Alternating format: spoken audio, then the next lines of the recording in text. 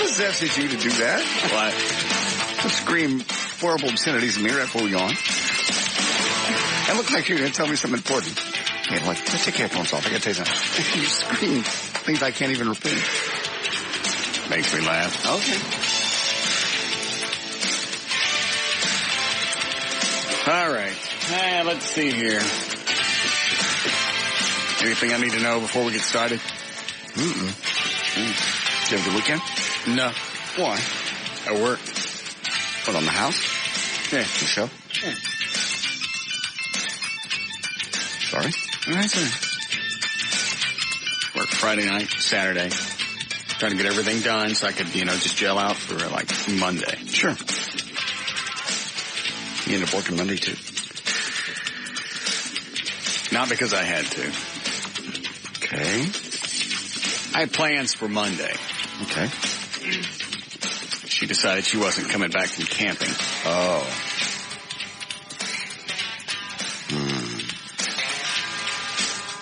Can't take care of your woman. Oh, yes, I can. Huh? Oh, yes. Uh-oh. I've seen that look in your eyes before. Like that. I'm not very receptive to jacking around with my time. No. You tell me you're going to be someplace, I don't care what else happens, short of somebody dying. And the phrase something else, came up or something happened, that doesn't float. I understand.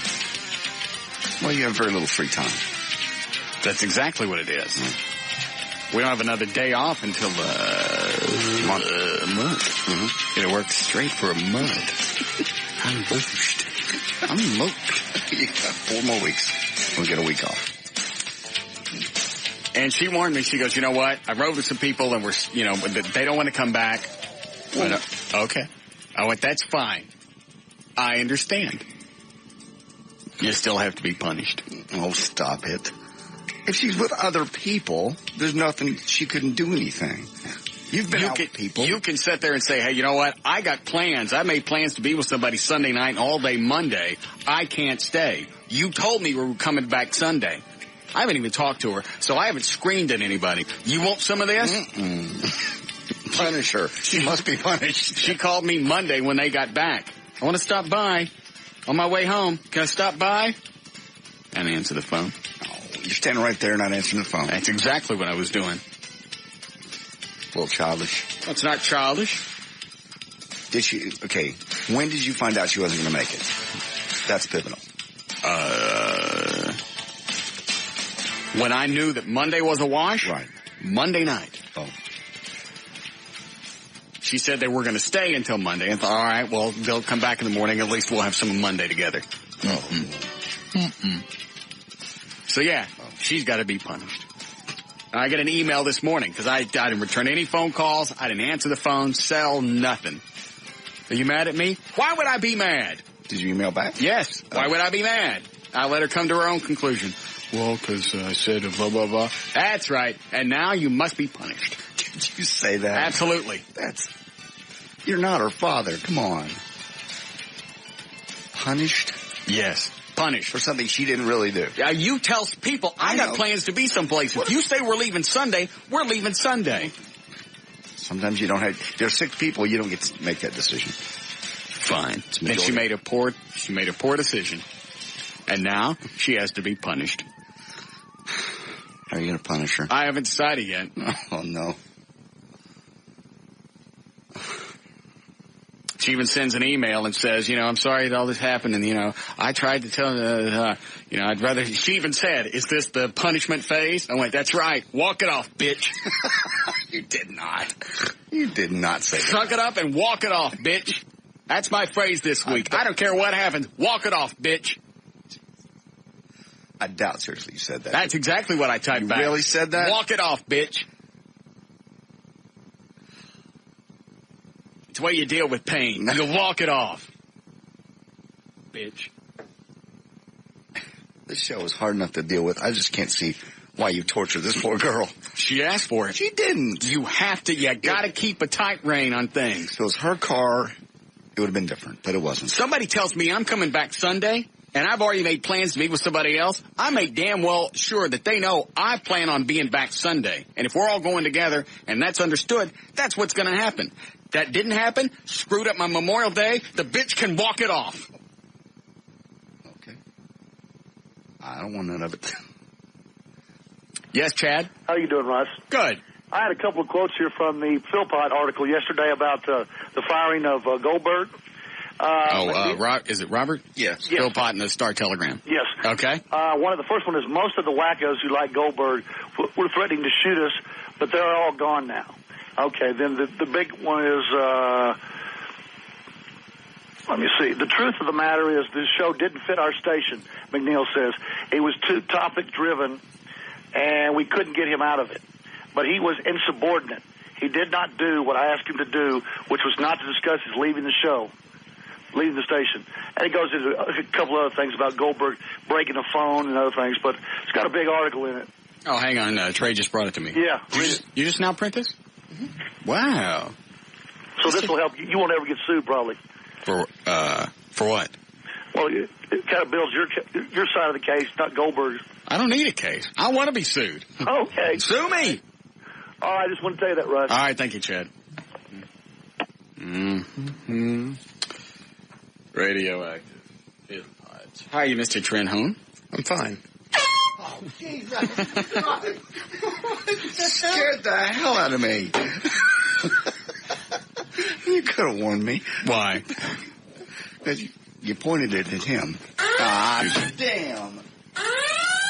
What do you call these? One of those boat horns? Yes, I have one on my boat. That's where you normally put them because they're loud. Yeah. I got this at AutoZone. I was in there buying a bunch of stuff, and it was sitting there. And Eddie was with me. He goes, "We need one of those." Oh, well, what are we going to do? Well, yes, we do. Ouch. It's loud in the car, too. Very loud. It's loud even on the lake. I accidentally bumped mine the other day and scared the hell out of me. This thing was $23. It was not. How much was this, Eddie? $23. Because you got screwed. How much are they supposed to be? About $6. Are you jacking with me? Absolutely. Get them at Academy Sports for $6. Damn. Am I lying? It was $23.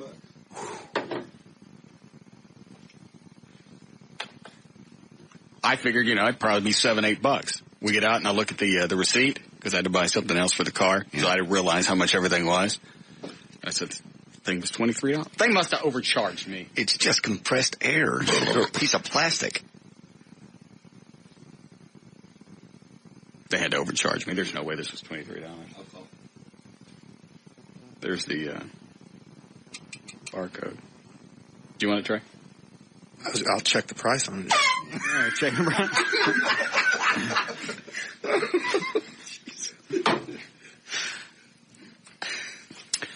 Did Philpott write anything about me?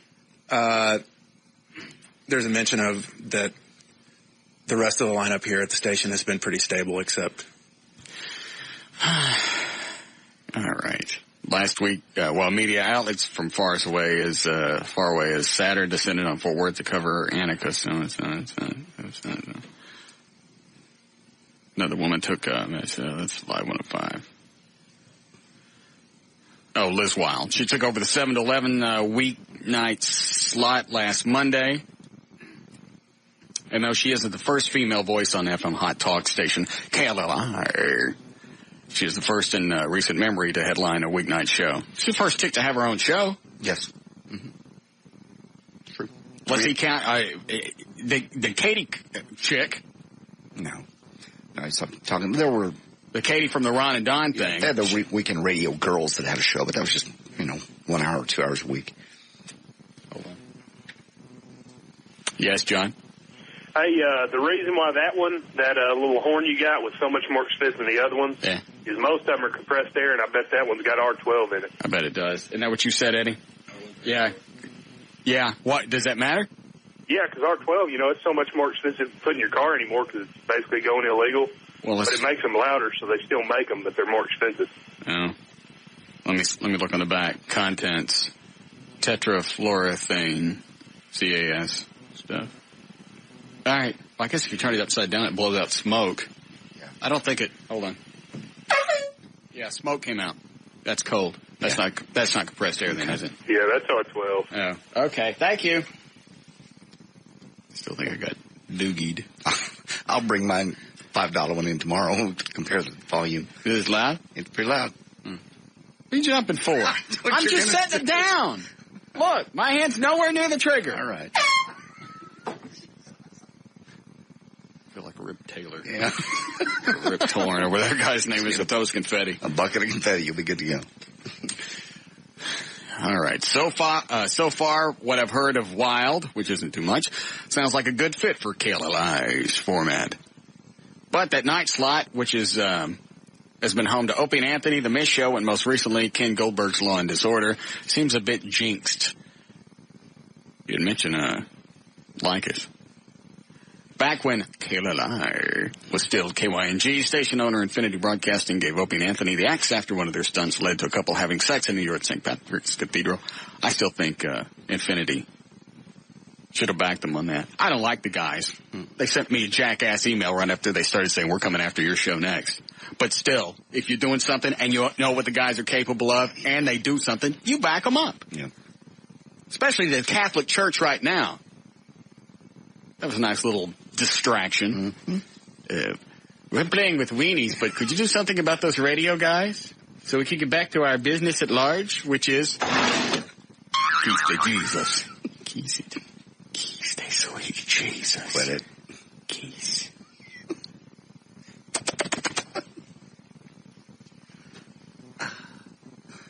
Forgive me, Father, for I have sinned. Smooch.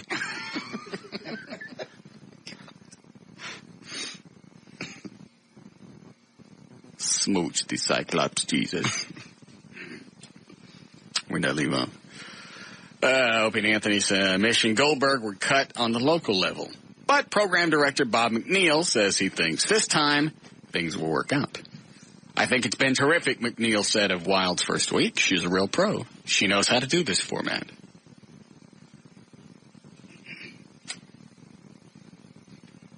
Just the fact she's been in radio more than 15, 20 days. Yes, she has. But then again, Ron and Don were in radio a long time. Mm-hmm. Their show blew. Yes, it did. Blew in Dallas. Blew in Seattle. That's going to blow in Grand Rapids. I sent them an email over the weekend. I went, say, man, how's things cooking in market number 66? Oh, and then what they sent back, these are the biggest blowhards. Mm-hmm. Syndication's great. Well, you guys aren't in syndication. No. You can't keep one station, let alone more than one. Syndication's great. Why, did you guys talk to somebody that was syndicated? I mean, You got on the HBO? Is that what you mean? Wait a minute. You got a spot on Family Feud. Excuse me. I get it. Don't you ever squeeze off my horn. That's $23. You owe me 50 cents. Okay. Here, take $1. Oh, Eddie, I have your bonus check. There you go. None for you, Trey. Thank you. You're welcome. Look at me like that. Eddie was here well over a year before he started getting bonuses. I understand that. You've been doing a fine job lately. No bonus.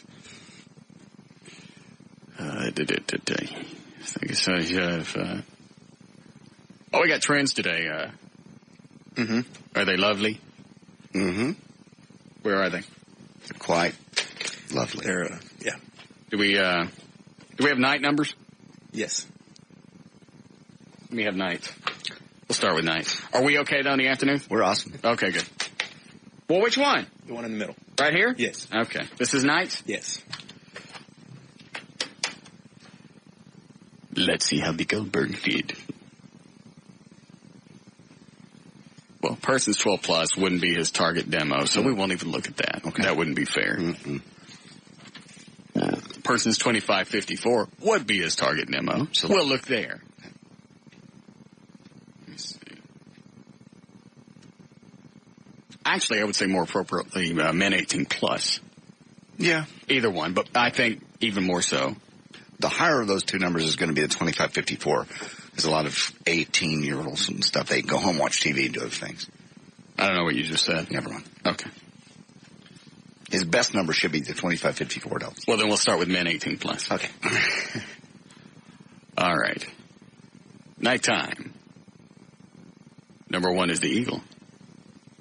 Oh, there's Darren. Darren's back. Yeah. That's cool. Dangerous Darren. Damn, you can tell when he took over because the ratings, they were crap in February. How long has he been on? A couple of months? Yeah, 2. Went up from 11th place in February to number 1 in men 18 plus. I like Darren. WBAP is number 2. KZPS number 4. KLNO number 7. What did you eat? Lovely. Had beans last night. Clearly. You know what they are? Mm-mm. Tropical fruit. Jeez. Yeah. What happens when more you eat?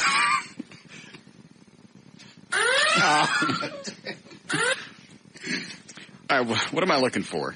KLLI. Okay, there we are. Swooping in at 18th place. KLLI. Actually, he was up from 1.5 to 2.0. Good for 16th place. Yike.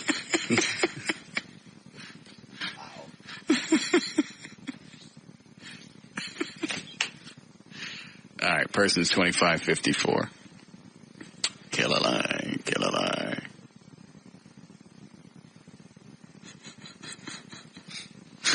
Wow. First of all, number 1 was WBAP. Mm-hmm. For persons 2554. That is 7.4 share. The Eagle. Darren had a nice little jump there, too. Persons 2554. Went from a 2.1 to a 6.7. Very nice. Yeah. They should have never let him go to begin with. KLLI, KLLI, KLLI. KLLI. It ain't the top 10. Maybe it's 10 to 20. No. Ah, there he is. It's the Goldberg Show, otherwise known as the ratings caboose.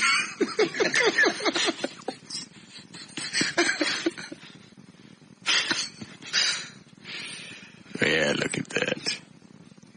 26th place with a 1.0. Wow. Yeah. Uh-oh. Yeah. Do I want to see anything else? I'll look at 1834 really quick. KLLI. Up. He was actually up in 1834. Went from a 0.3 35th place to 22nd place with a 1.2. You know what he is? Mm-mm. Juggernaut. Rating steamroller. Right. Now, let me look at 12 plus really quick and then we'll move on. KLLI. 26th place, 1.1. Rating. Sure. Well, it's good for Liz. Yeah. Sorry. Yeah, she obviously has a very good luck. Right. Yes. I liked how they were on a whole week and they did best of yesterday. No, they didn't. They were off yesterday? Yeah. No, they didn't. Swear to God. Worked a week and took a day off. O'Malley's nodding his head. Best of. No, they didn't. I was driving in the car and I heard the best of sweeper. The best of the Liz Rhino show. I'm been on a week. Did they run something from the previous week? I don't know where it came from. Was it previous week? No, they didn't. No, they didn't. Yes, they did. Yes, they did. What is it, Dan? Everything they ran was all from the first week. No, they didn't. Yes. Yeah. No. It happened. No, they didn't. Split it. Yeah. Best of. After being on for 5 days. Right. No, they didn't. Took a day off. Wow. All right. What is this, mornings? And I'll take a look at afternoons really quick. Wow. I'll just leave it at that. Well, this is obviously wrong. No. There's no way we could have fabulous ratings and build on that. Obviously something has gone awry in the ratings department. God, there's a December month staring me right in the mug. Is it still hanging on now? No, it's not. There, I've got the ratings that go all the way back to September of 2002 each month, September, and then you look at, it's like we go from 5th place in November for persons 25-54 to 27th place in 1 month, and then back to number 3 in January. It's impossible. Yes. Here are the ratings as they went from September. You can just watch and follow the trend. 4.8, a 5.6, a 4.2, 1.2, then back up to a 6.2. And this month we're at a 7.5, but good for number 1. Wow.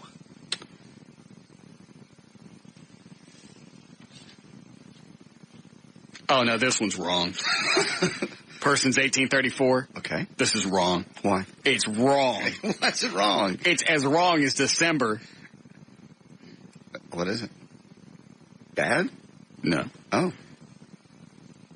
Went from a 6.1. Okay. Share. That's about right. For persons 1834. Okay. To an 11.1. There you go. Well, they owe me for December, so yes, that's they do. That's possible. Yeah, the billboards have gone up. Oh, I forgot about the billboards. Mm-hmm. They really take a night off? Yes. No, they didn't. I swear. Did they really? It was best of. I thought it was a joke. I thought they were going to come on and laugh and go, oh, we're kidding.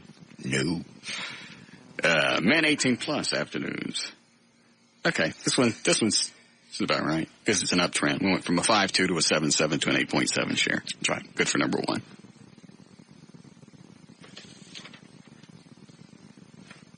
Persons 12 plus, we're number, this is overall. Mm-hmm. Total audience, which we don't really care about. Women, kids, meemaws, everything. We are number 2 right behind KKDA. Wow. Just by like 0.3 of a point. That is amazing. Somebody should be in here juggling my marbles. Be it Siebert, McNeil. Someone. Who's that guy that's in charge of programming for the market? The one with the gimp eye? Kurt Johnson. Yeah. He should get in here and at least stare at him. That is amazing. Congratulations. I smell a stinky. Why? That'll be fine. The one where we went from a 6-something to 11, that's a big jump. That can be. All right. What even makes that odder, I know that people don't understand this, but our CUM also went up. I don't know what that means. Don't even explain it. Okay. I've never understood ratings in CUM. Explain it to me quickly. Just out of the function of when you get more people listening, total number of cumulatively people. Yes. You're going to get more what we call secondary listeners. Right. So the numbers should actually go down. Okay. Why? It's just statistical the way it works. Because right now, most of the people that listen to us would be considered P1s. We're the only station they listen to. Primary listener. Primary listener. Got it. And then you'll get P2s. In other words, they'll listen to WBAP and they'll switch over to see what we're doing. Right. That would be a P2. Okay. Are there P3s? There are P3s also. Does it stop at a P3? Yes. So the more of those people you get that just tune in, yes, the more it waters it down a little bit. I don't understand. Okay. Doesn't matter. But our CUM went up? CUM went up. I don't understand. More people are tuning into the station every day. They really took last night off? Yes. No, they didn't. They did. They did best of. Okay. You ready to start next? Sure.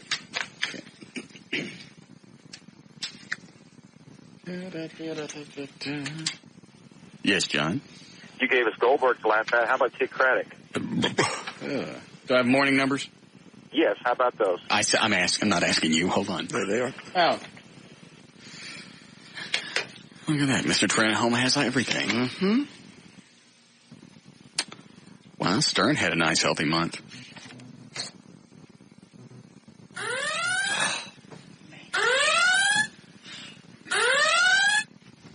I did. I was wailing on the refried beans last night. Those are better than turnips.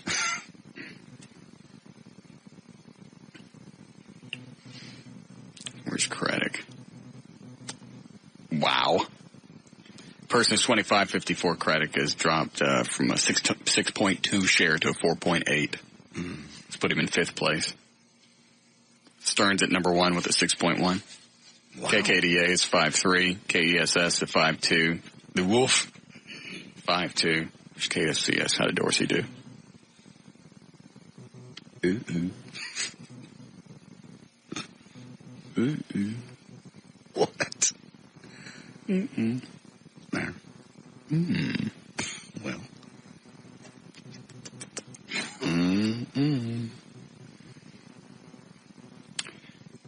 Not a good month for the Dorsey gang. Oh. Not horrible. 3.7 share, 10th place.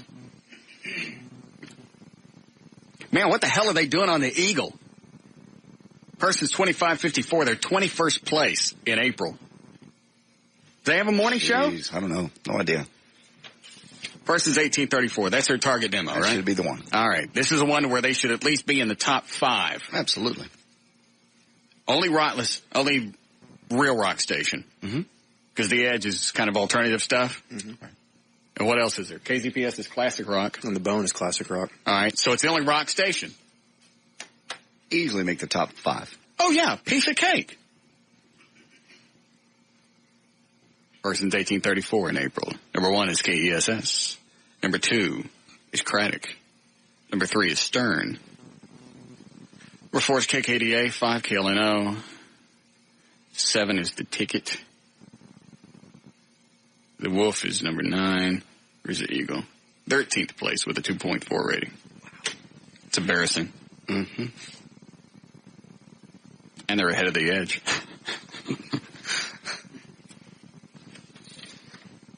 Person's 12 plus. I don't care about any of this. Yes, it's all very sad. How very horrible. Okay. Thank you, Mr. Trenholm. You're welcome.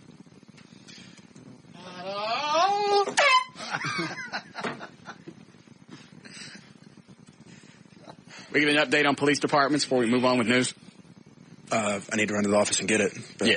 I'd like to know who's confirmed so far. Okay. All right. So, yes, she must be punished. I don't think she really I mean, come on. She's already said. Has she said I'm sorry? Yes, she did. Okay, then let her off. All right, flip-flop it. Okay. If I did it with a bunch of my friends, a bunch of my buddies, we're going, hey, having too good a time at the lake. I know you get very few days off. Not going to be coming back. It's not your fault. Wouldn't you? How do you think it would play? My fault. You know what? You have to lay the groundwork. Don't you think she has enough stress in her life dealing with this show? Nope. Couldn't care less. Clearly you don't. Not my concern. 3 things to remember. Okay. Women are like dogs, always testing the leash. See how far they can get. Quit it. They are. That's exactly what she's doing. I think I'll just stay out here and see what happens. And if I let it go and nothing happens, she'll do it again. Number 1, women are like dogs, always testing the leash. All right. Number 2, women always want their way. You can't let them have that either. And number 3, Captain Stabbin is real. Yes, he is. Yes, he is. He's got a boat, and he's getting all these hot chicks, and he lets me watch. I love Captain Stabbin. He lets me watch. He does. Kind enough to put 8-second clips on his website. Right. Get hot chicks. The boats. Yes. Darn. So those are the 3 things to remember. Women are like dogs. I wrote that down. Women want their way. Want their way. Captain Stabbin is real. Real. Okay. Mike's apartment, is that one real too?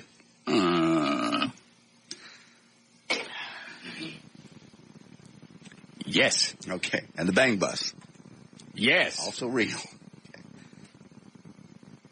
Just average guys drive down any city street, pull over, offer chick $50 to come in and do all of them. That's $50. Okay. Just checking. What do you have? This is the list of confirmed. Who do you have so far? Now, when did the facts go out? Last Monday? Last Monday. Okay. So in less than a week, we've had these people confirmed. Yes. All right, go ahead. Fort Worth PD. Good. Tarrant County Sheriff's Department. Good. Corsicana PD. Yes. Let's see, Mansfield PD. Yeah. White Settlement PD. Yeah. Red Oak PD. Okay. Prosper Police Department and Fire Department. Good. Athens. Mm-hmm. Double Oak Police Department. Where's that? Oh, I don't know. All right, go ahead. And the Mountain View College PD. And we have pretty solid confirmations from Dallas, Garland, and Houston. Houston? Yeah. Anybody else outside of Dallas, Fort Worth looking at coming? We've had inquiries from Austin, San Antonio, Waco. Oh, my God. And just some various other towns. So I never thought about making this a statewide thing. Didn't either. This can be huge. Well, why don't you do this? See if you can find, for anybody that's coming outside of the listening area, except Waco. We cover Waco, don't we? Or almost. We cover Waxahachie. We don't cover Waco. I think there's another 105.3 down there. That's all right. Take anybody that's going to be making a long drive and see if some hotel will comp rooms for them so they can stay overnight. So, like, if they're driving from San Antonio or Houston, it's not a 4 or 5 hour drive, and then they got to turn back around because you know their departments aren't going to give them cash to stay overnight. Absolutely. So, see if Lone Star Park can help. Maybe they work with some hotels out in Grand Prairie. Anybody hear back from Six Flags? I have not yet. I left a voice message and an email. Did you ask for free tickets for the officers? I did. And their families? Mm-hmm. Okay. Since they didn't want us to have the parade in there, because that's the least they could do. Well, how many do you think, when I get back to this guy, do we need? As many as we need. Okay. When we get a head count and the officers show up, they're not going to be able to go that day, so we'll have a head count after the parade. Okay. Then if they'll do that, I won't be as pissed that they didn't want us to have the parade in there because they don't like the show. After everything that we've done for Six Flags. I know. We covered them with a TV show. Yes, we did repeatedly. What else we do for them? We've done the TV show out there a lot. Yeah. We talk about them all the time. Yeah. Fine.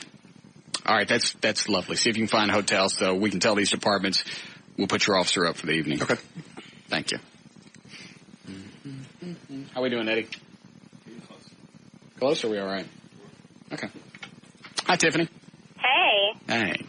I just wanted to say that I totally agree with your thing about girls are like dogs when they try the leash and see how far they can get. Thank you. Because the whole mentality is they just want the man to step up and be like, listen, you don't need to do that. That's right. We want to be told what to do. That's the thing. You need and to. so we just see how far we can get away with it. Man, I can't believe I heard a chick say that. She knows. That's exactly what they do. They test the length of the leash. How far can I go? Exactly. And it's not necessarily that maybe we want to do it, but we just want to see if we can get away with it. It goes back to everything that everybody wants in a relationship, which is the power. It's a power play. It's a testing of how much authority, how much power you have in the relationship. Oh, I can go this far. Oh, I can stay someplace and not come back, even though I said I was going to come back. Yes. And then I let him waste a Monday sitting around waiting on my ass. You know what you do? What? You walk it off, bitch.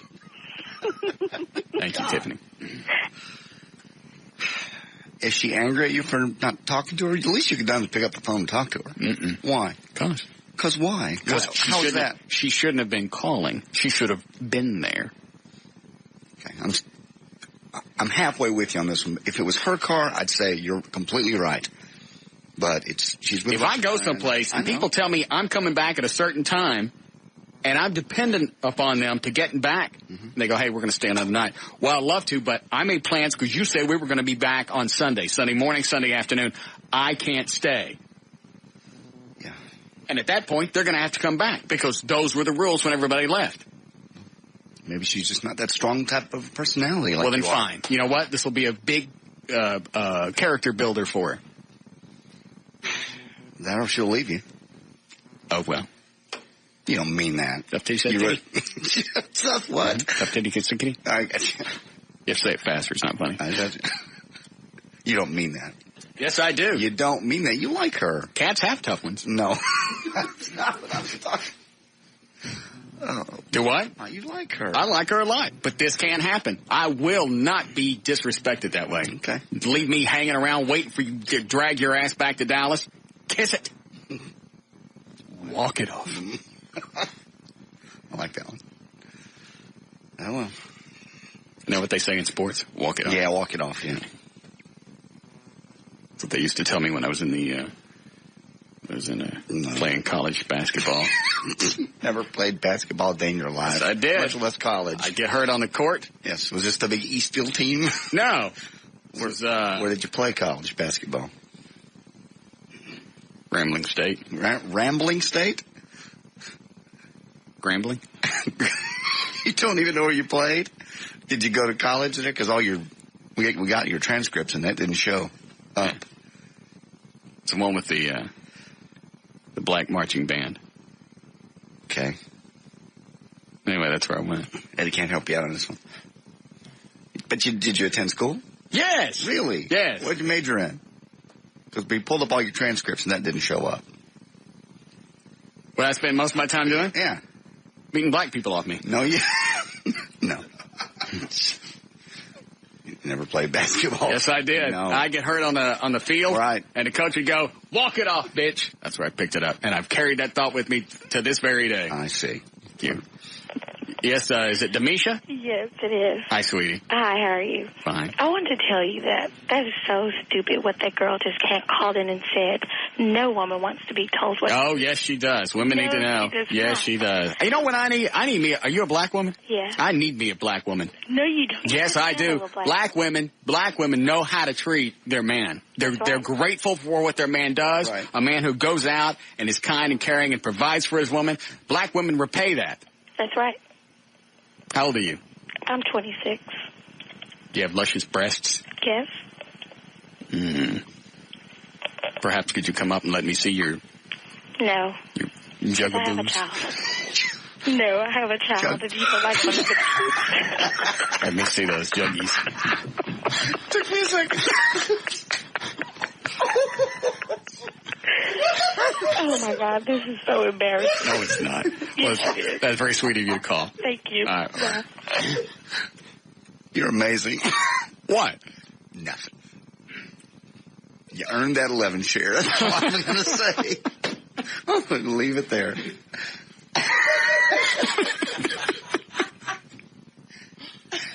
Let's take this phone call. We'll break. Hi, Wendy. Hey. Yeah? I agree with, what's her name, Demisha? Yeah. She was a bimbo. Oh, my God. No. Tiffany was right. You women need to be told what to do and when to do it. Oh, absolutely. You know what? I don't necessarily mean in your daily life. I mean when it comes to the relationship. No. Shut up, Eddie. Yes, it does. If you're going to jack me around and leave me, I'm trying. What? Great big luscious breasts. What else you want me to call them? They're jugaboos. Jugaboos. Shut up.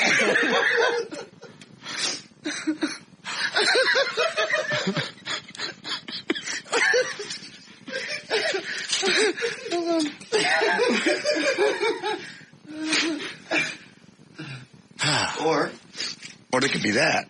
Yeah. Give me that. Yeah, I thought of another one. Or you could call him this. Stop it. We're passing notes in class. This one will make Eddie laugh. Okay. Yeah. That's good. Very good. You ready, Eddie?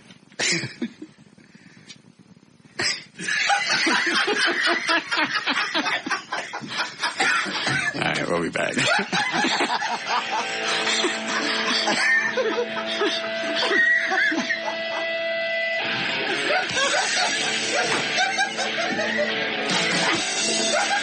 We'll be back with the Russ Martin Show.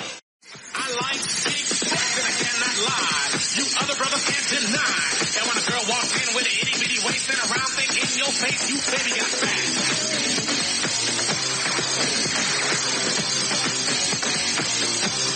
Baby got fat. Call us now at 214-787-1053. Baby got fat.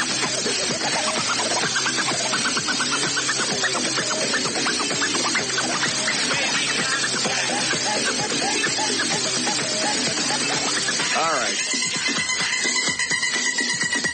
4 o'clock. J.D. Ryan is here. Dan O'Malley, Trey Trenholm, Eddie Boyd, Gail Lightfoot with traffic. Thank you again for the ratings. The listeners, not you. Okay. Thank you. Thank you.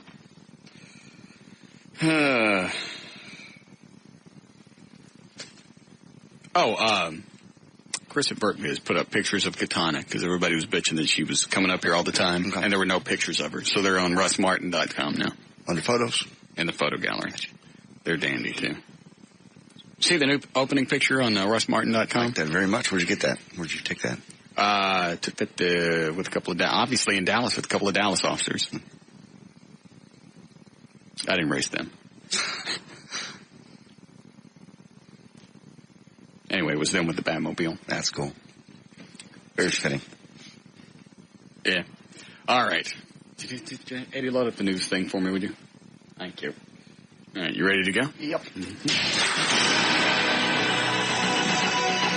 All right, 401, J.D. Ryan's on live. You know what? That's also weird that the ratings didn't change at all. We changed call letters. I don't know how much of that you want to get into. We get credit if somebody puts down the old call letters, too. Really? For a while. Because I think somebody else picked up those letters. In this market? Yep. Ooh, I didn't know that. McNeil warned them and said, don't let those call letters go for at least, a few months. Sure enough, they let them go in some, I think, crap bag. Do you know who it was, Dan? Some AM station? I don't know the station, but I'd heard that it was a Clear Channel station. Of course. But it's someplace in Dallas-Fort Worth. Nothing of consequence. But still, somebody picked up the calls. So I would guess they would get credit for it. Probably so. Somebody in the market already has them. I saw a cool thing in my rental car over the weekend when I went to Galveston. Stations now the digital display, you don't have to program it in. It'll say, for instance, The Edge or Live 105 next to the frequency. I haven't seen that. It's apparently something the radio station does because all of them don't do it. Almost all of them in Houston do. But the only one here in Dallas that does it is The Edge. It writes out the little name thing beside it. So, anyway, it's kind of interesting. Are you on a binge of chomping your teeth? No. You just did it like 4 times in a row really quick. Sorry. I don't even know where I want to do it, so. No. You just now did it. It's like you have to go out of your way to slam your teeth. No, I don't. They just come together. Quit.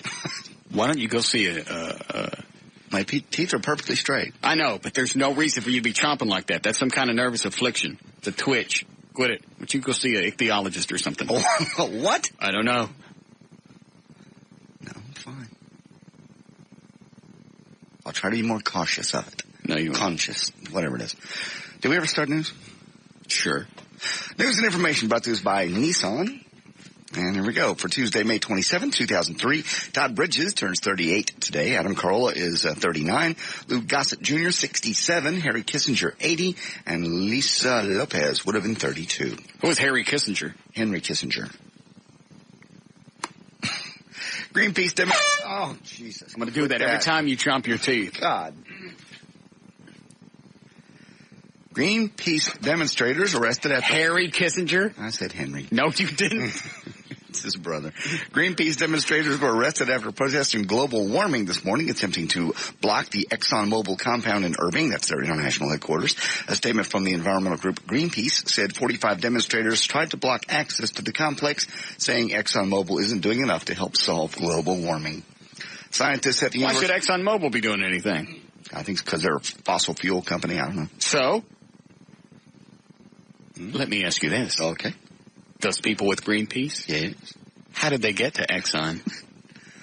They drove, I'm sure. Yes. Yeah. And their vehicles run on? Fossil fuels. Yes. Don't you find that a tad bit ironic? Probably rented big SUVs to get everybody there, too. Need to haul all those people. Mm-hmm.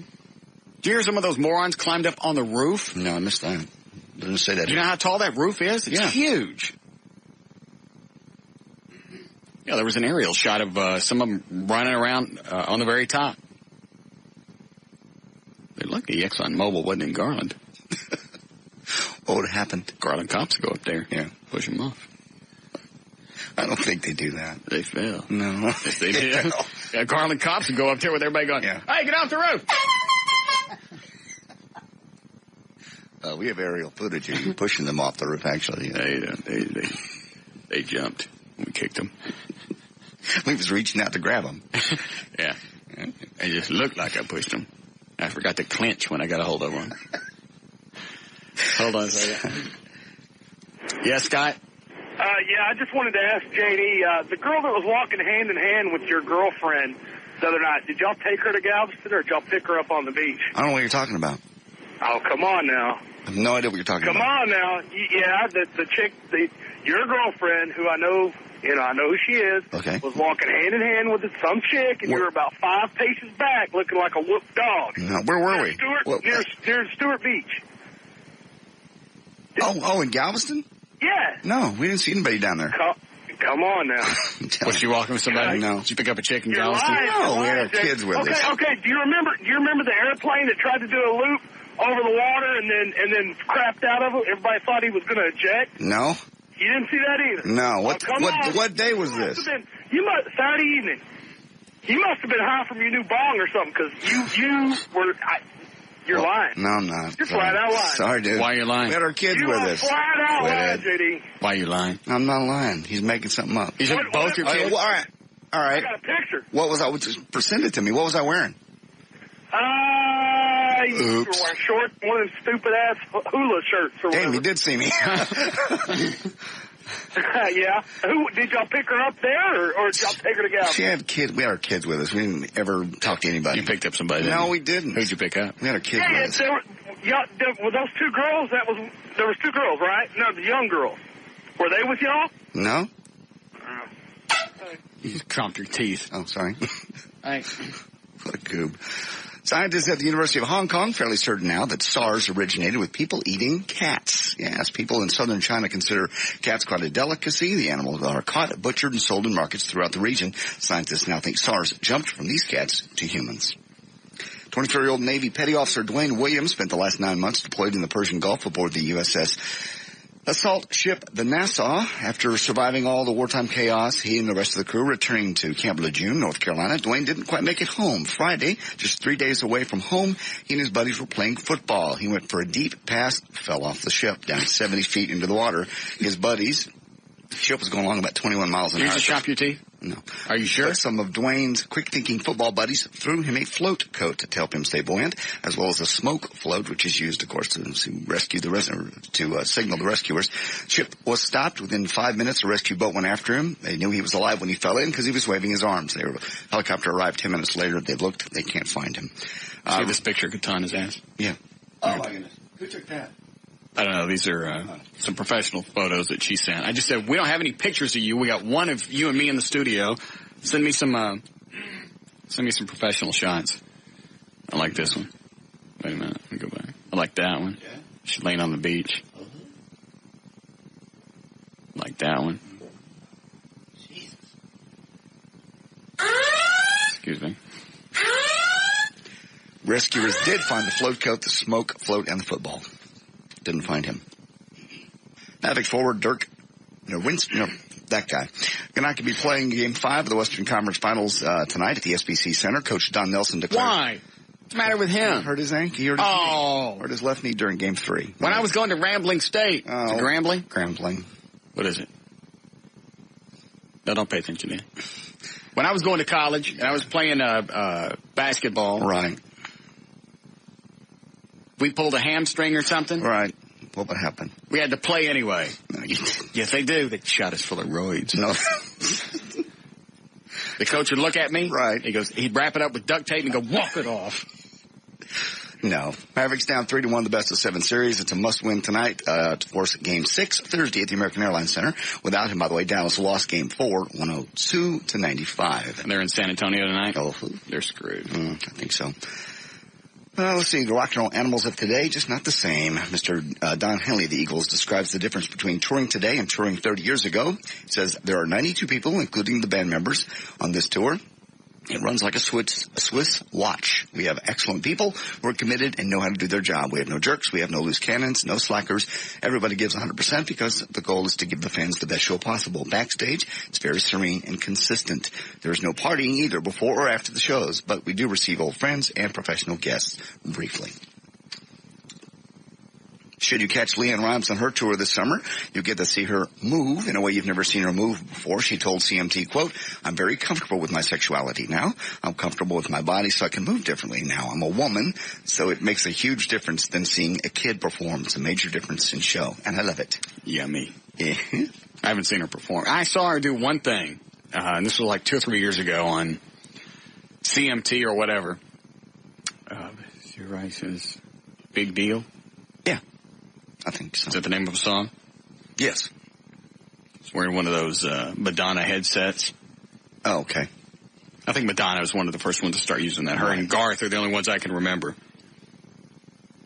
I even watched the whole song. Did you? They've consistently tried to make her sexier and sexier and sexier to fall in the line of Faith Hill. And well, she's never going to be a Faith Hill, but they can whore her up a little bit. They are. Especially since she started out so damned ugly. Jesus. God, she was scary. Yeah. She went through a real awkward stage. What? You jumped your teeth. I don't know. I don't want to do it. You will now? I will. Speaking of sexy people, Faith Hill's latest CD, Cry, just hasn't clicked with country music fans the way her other albums have. The first single, Cry, peaked at number 12, and when the lights go down, never made it past 26. Her latest single, You're Still Here, sounds different from the stuff on the album. She remixed it with a steel guitar, actually, to try to win back her country fans. She says, "I never got away from my country roots." Yeah. And what? God, this is just another strange Faith Hill fact. For every Okay. 37 times someone searches the word Faith Hill on the internet, one person searches Faith Hill naked. There are no pictures so far. I don't know that I would want to see her naked now. After the kids? Yeah. She's had 2, right? I guess, yeah. About Shania. Does she have kids yet? I don't know. I don't think so. Does she? Oh, she does. He says she does. She has 1? Yeah. She still might be okay. I think I'd leave Faith Hill just to, just with my imagination, because I'm sure her cans have flattened out on her. She's got the money to rebuild them, though. It's like Reba McEntire did. My Lord, those were big the other night. I haven't seen pictures of her yet. I'd like to get a hold of her jugaboos. Quit it. The jugaboos. Stop. They're in the air and everywhere. They are. Flying high. Flying loose. Flying free as a summer breeze. The jugaboos. No, that's the Boogaloos, I believe. The Bugaloos. Bugaloos. Go ahead. Florida woman says she's tired of taking calls for God. Dawn Jenkins says her cell phone number is the same one used in the new movie Bruce Almighty, in which Jim Carrey plays a man who receives the powers of God. In the movie, God tries to reach Carrey's character by leaving a phone number on his pager, but instead of the generic 555, they actually put a phone number in there. Jenkins says she's getting about 20 calls an hour, with callers asking to talk to God and hanging up. No comment yet from Universal Studios. Number featured in Bruce Almighty also matches the number of a South Carolina woman and a call center to a group of Colorado talk radio stations. Bruce Almighty did it. What's the phone number? They don't say. They don't give it. Why not? I think they're trying to play it down. Somebody sent me some more pictures of Katana. It's in the movie. Oh. Wow. Uh-oh. Yeah, these are naked. Bruce Almighty did it over the weekend. $86 million. Beat The Matrix. They went down to 45. Daddy Daycare was number 3. X2 to number 4. And The In-Laws were number 5. You want any audio at all? What? You want audio? Of what? Bruce Almighty opened in theaters. Cut number 1. Jim Carrey was asked if he's as much of a control freak as his character, Bruce Almighty. Point. Click. You chomped those again, and I'm going to get a dog collar in here. What's that going to do? One of the shock ones. Oh, I see. No. You didn't give me the audio. I did give you the audio. Looking at naked pictures of Katana. Okay. Snowman. Get Katana up here. Spit on her this time since she can't get this down. She spit on you Friday. It wasn't too good. Yeah. Look at that body. She could really get a hunter husband than what she's got. Be nice. She could. Here's somebody who's already emailed the Bruce Almighty phone number. Oh, you got it? Mm-hmm. I guess. I don't know if this is it or not. Is it in the studio email account? Yes. Bruce Almighty phone number. It's got no area code. No, everybody's dialing in their local area codes. That's why some of them are in North Carolina, some of them are in, you would just add a 214-972-817 to that. I wonder why they just didn't use the 555 prefix. Don't know. Everybody always does that. Or you know what? Why not just get a cell phone, buy a cell phone, get an account, and just use that number? Yeah, when they call it, they get some kind of promotional thing about the movie. Yeah, why is it nobody does that? Don't know. Too easy. All right, go ahead. You want to hear any of the audio? Yeah. Cut number 1, Jim Carrey was asked if he's as much of a control freak as his character in Bruce Almighty. I get upset about control about the littlest things. Huge things, I let go of control. My career, it's like, whatever, whenever, if it comes, it comes. If it doesn't, it doesn't. I don't sweat it. It's little things like the cap on the toothpaste or whatever. If that doesn't go my way, man, look out. There we go. Cut number 3, we'll jump over to that. Jim Carrey was asked if there's a secret to life. My interpretation of the secret to life is don't do anything or try not to do anything that makes you feel like you deserve to lose in life, and be grateful for what you have. And a lot of that is in this movie, be grateful and protect what you got that's beautiful too. If you've got a talent, protect it.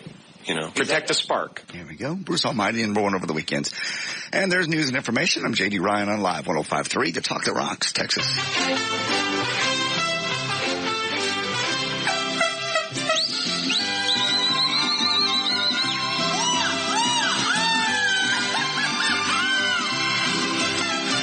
Volveremos con más de la exposición Russ Martin en vivo 1053.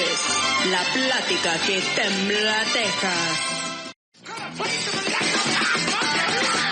All right, check on traffic with the lovely Gail Lightfoot. What do you got? I got, a big old backup in Arlington, actually. This brought to you by Kylock Eye and Laser and Expedia.com and Texas Hydroponics. In Arlington on southbound 360 at Six Flags Drive, a wreck involving an overturned car has the 2 left lanes blocked and traffic's backed up to 183. Now, they've been briefly blocking other things. They should have it squared away before too long. In Fort Worth, southbound Loop 820 before 287, there's a collision. In Dallas, in the downtown canyon, eastbound I-30 at Griffin, an accident that's just past the Mixmaster area. And also in Dallas, on eastbound 635 LBJ at Josie, there's a wreck in the HOV lane, and that's got you backed up a couple of miles to Luna. This brought to you also by the Texas Lottery. A bonus ball gives you more chances to win, like in the Texas Two-Step from the Texas Lottery, where you get 7 ways to cash in, and the jackpot's now $575,000. Play today. I'm Gail Lightfoot on Live 105.3, The Talk That Rocks, Texas. Thank you, Gail. Going to be 57 for the overnight low, sunny and mid-80s tomorrow, and maybe some storms for the weekend. We have 80 degrees currently at Live 105.3, The Talk That Rocks, Texas. All right, so what do I do? Just let it go? The fact that she left Stephanie on Memorial Day? I think you've made your point. You're mad at her. She gets it. Okay. So if I'm mad and nothing changes, there's no penalty phase. There's no punishment phase. What are you going to accomplish by punishing her? She already knows you're upset. What is punishment for? Well, she already knows you're upset, so that's, how long are you going to carry this on? Not talk to her? For a while. Okay. I just don't think you're going to accomplish anything other than make her mad. That's something that was out of her control. Made you mad, and granted, you have a right to be upset. But to punish her makes her sound like she's a child. And you can't call me someday, part of the day on Monday, go, hey, look, today is just shot. That, she should have done that. You're right. Oh, I had an excuse for that. Well, my What? First of all, you know how I am with excuses. Right. Either do it or don't. And if you don't, just say, I didn't do it. So she was excusing the reason she didn't call you on a timely manner? Phone was dead. Using somebody else's phone. It was in her backpack in the trunk. I didn't want them to have to stop the car and get it. Fine. So you can have somebody stop someplace along the way, go back there, get the backpack out of the car, get the phone out, and call me and tell me to stop waiting around on your ass because you're not coming back until 7 or 8 o'clock at night. That was wrong. You're right. But I think your point, you made your point. You didn't talk to her. You sent her not an ugly email, but a stern email. But not picking up the phone when you're home. What? Oh, it's childish. It is not? It is. Why is it childish? Just because you're sitting I didn't there want to talk to her. I didn't want to say anything that I might regret later because I was pissed off. Okay. Fair enough. And I certainly didn't want her coming by. You couldn't have just said that. I'd prefer not to see you this evening. I'm angry. I think she got that message. I know. Because she left all those, the voicemails. Answer machine messages. Right. How many times did she call you? This is after she got back, right? After she got back, 4 times. See? See, nothing. She screwed up.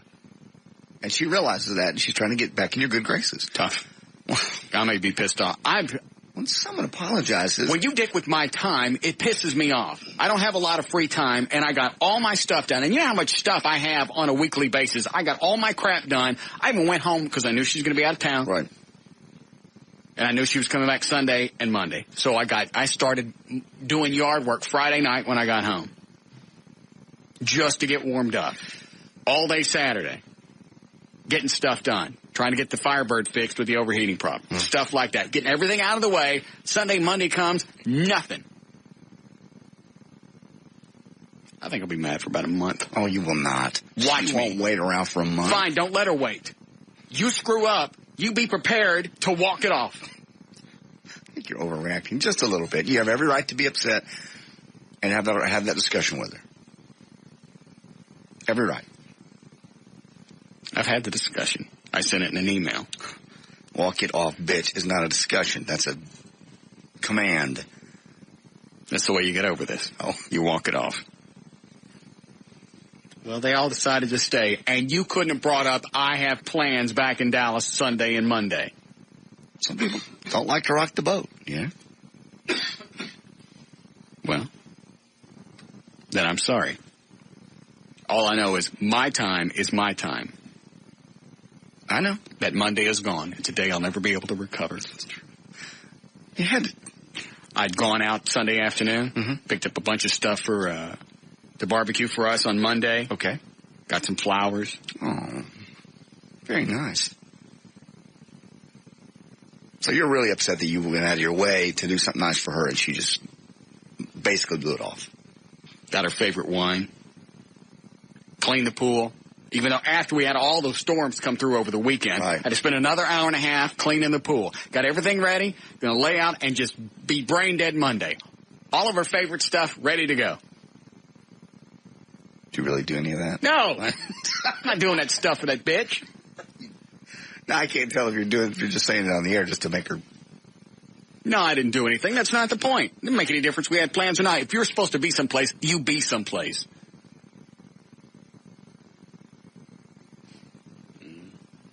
Not calling was certainly out of line. Yeah, on Monday. Mm-hmm.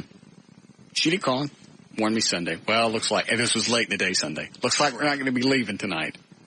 Well, okay. So Sunday's screwed. We'll be back tomorrow. Okay. I'll be here. God. Go ahead, Jordan.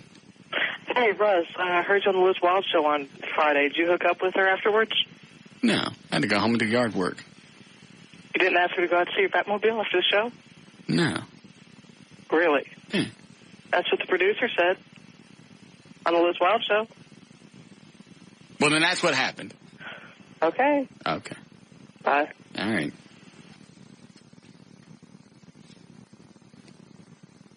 I'd like to unload on her cans. All right. I would. No, that's fine. Thank you. Keep that to yourself. Why? That's disrespectful for somebody you don't even know. Want to unload on her. I bet she'd let me. Mm-hmm. Right down to cleavage. There's somebody walking around the building. Biggest fake ones I've ever seen in my life. Somebody new. Some chick. You don't know who it is? I don't know him. Well, thanks for narrowing it down, saying it was a chick. Well, you were looking at me like, why'd you say that? I'm just saying. You just talking about unloading. There's a new candidate in the building somewhere. I don't know who it is. I'll find out. I'll tell Siebert. Yeah. That is not Joe King. What does he want?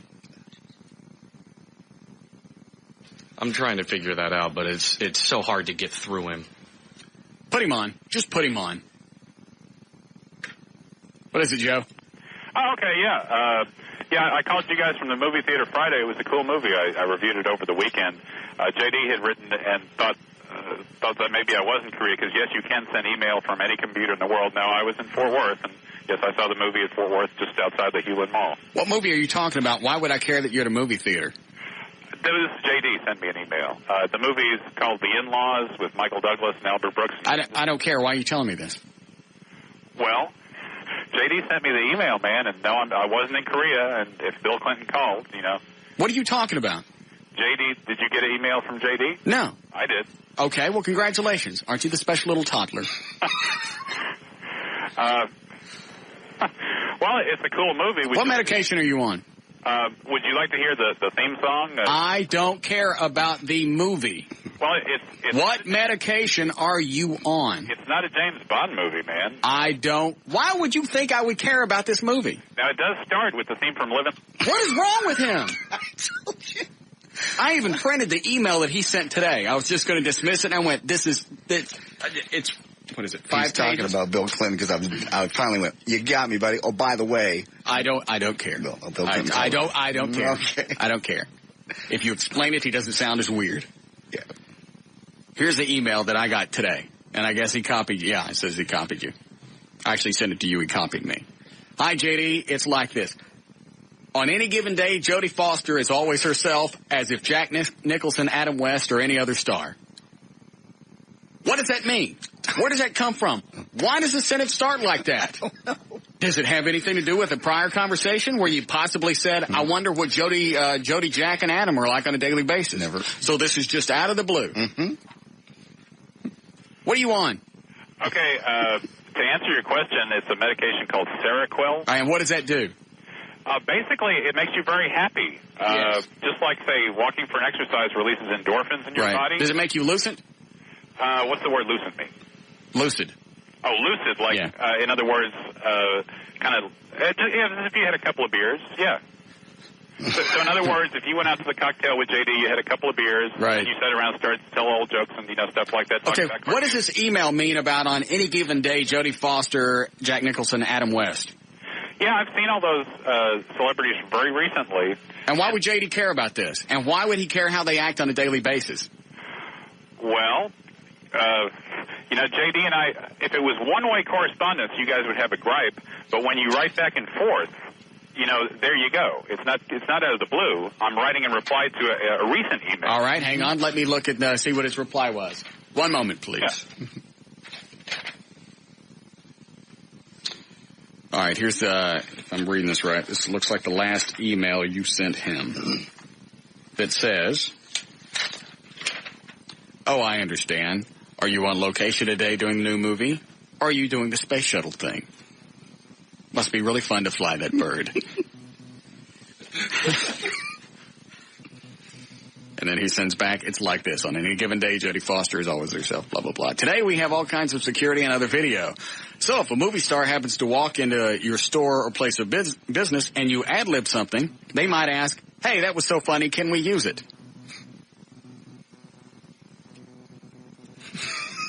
Hey, that medication you're on? Yeah. It's not working.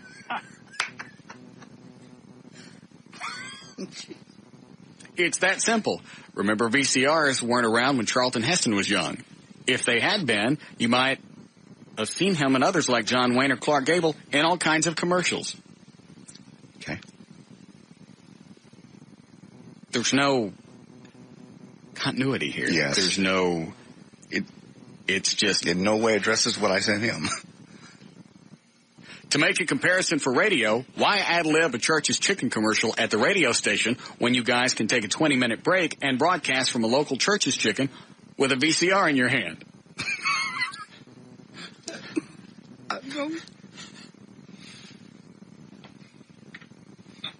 How much of that stuff are you on? Hey, look, do you take one? What dosage are you on? In the 1970s. What dosage are you on?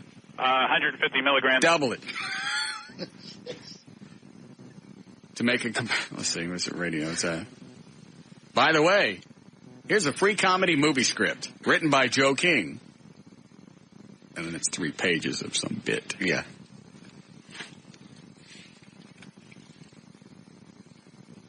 I don't even know what I'm supposed to do with this. Somebody emailed me and said this behavior shows schizophrenia. Hey. Yeah. You there? Are you schizophrenic? No, actually. Put the other guy on the phone. The word schizo means like crazy. Yeah. You know, and that means like if somebody's kind of crazy, you want them to be happy crazy, right? You don't want them to be sad crazy, like they want to kill themselves, right? Put the other guy on the phone. There's nobody else here, man. I'll wait. Now I am. What's the other guy's name? I am an impressionist. If you want to hear impressions. Yes. Who do you do? Bill Clinton. Yes, love to hear Bill Clinton. I did not have sex with that man. I did not have sex with that man. I did not have sex with that man. You want to hear Dean Martin? Yes. Everybody loves somebody sometime. Everybody falls in love somehow. Something in your kiss just told me my sometime. So what's he saying? I don't know. What does he say he's taking? What does he say, Dayquil? No. Dayquil. I can't remember. I'll look it up if he can spell it, but schizophrenic. Every boy would find what is it when you have multiple personalities? Everybody loves somebody sometime. Oh. And although my dream was overdue. See? What other Dean Martin song would you like to hear? I like that Big Apple Pie song. That's a Big Apple. What's that other Dean Martin song? The one from, how about that Cher movie? No, I want to hear the Dean Martin, when, Love is Like a Big Apple Pie and, Yeah, that's the one from the Cher movie. Yeah, sing that. It's Amore. That's the name of the song. Yes, I'd like to hear that. When the moon hits your eye like a big piece that of one. pie, Amore. No, I don't know the rest of the lyrics. Oh, that's too bad. What else do you know? I can do Johnny Carson. You want to hear that? I want to hear another song. Oh, okay. How about Paul McCartney's song Live and Let Die? Yes, that would be great. You were young and your heart was an open book. Used to say, live and let live. You know you did. Like being at Wings, almost. But it's this ever-changing world in which we live in makes you... And you've known him about 20 years. 20 years. He was not like this before. This is progressive. Live and let die. Live and let die. Are you doing all this with your mouth? Yeah. No, you're not. Die. Ba, ba, ba, ba. Wah, wah, wah. Wah, wah, wah. Wah, wah, wah, wah, wah, wah, wah, wah, wah, wah, wah, wah, wah, wah, wah. You still there? Yes. Okay. I want to hear anybody else? Yeah. Jack Benny. I'd like to hear James Bond. Well, how about Jack Benny? Jack Benny was a long way, back in radio days before there, even was TV. You want to hear that? Yes. Rochester, do you have a quarter I could borrow? And I've actually done that for Jack Benny and Johnny Carson. Jack Benny's dead. I realized that, but I did that in elementary school because I did impressions back then. That's why Dean Martin came to town, man. And do the Jack Benny again. That's why Dean Martin came to town to see you? I was at the premiere in Fort Worth, Texas. What's the premiere? Dean Martin movie Rough Night in Jericho. Dean Martin was there. Johnny Carson was there. George Papard got up and talked in front of the audience. George Papard from the A-Team? Yeah, and he's dead now, too. Yeah. Do you do him? Not his voice, but I can do Mr. T was on the show. Mr. T used to, Eddie Murphy does the impression, hey, boy, you look mighty cute in them jeans. Yeah. Do Mr. T. Oh, I just did, didn't I? Oh. What do you want again, Joe? I'm going to look it up. It's called Seroquel, Seroquel. However, you can talk to my psychiatrist. He talked, after about 6 months, he goes, no, it's not schizophrenia. So, you don't need to worry about the diagnosis. A diagnosis is just a word. Who all do you email on a regular basis? I know you email us. You also email Rush Limbaugh? Uh-huh. And who else? I do a lot of emails because I'm a professional writer. Yes, I understand that. Who else do you email?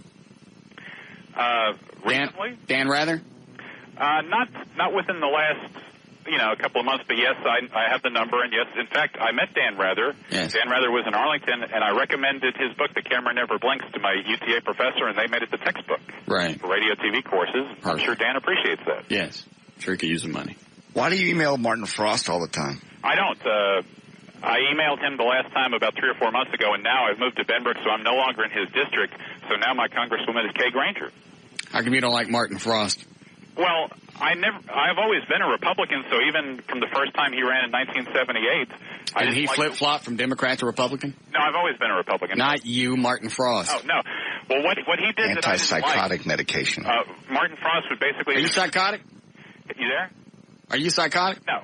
Are you psychotic? No, I'm not. Are you psychotic? No, I'm not. Are you psychotic? No, I'm not. Put the other guy on the phone. Are you psychotic? No, I'm not psychotic. Pick up. Put that other guy What on. Martin Frost did.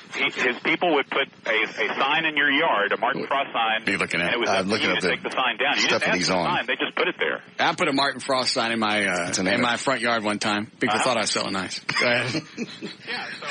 It's an antidepressant and an antipsychotic drug. You get it? Yeah, Martin Frost. Martin Is Frost. it? Martin Frost. I got it. Are you psychotic? No. What's wrong with you? Why are you emailing all these people? Do you ever get a response? Yes, I do, and sometimes they show up in person. What about Rush Limbaugh? He ever respond to any of your emails? Not. Sometimes he'll talk on the radio, and it's obvious that he got it. Yeah.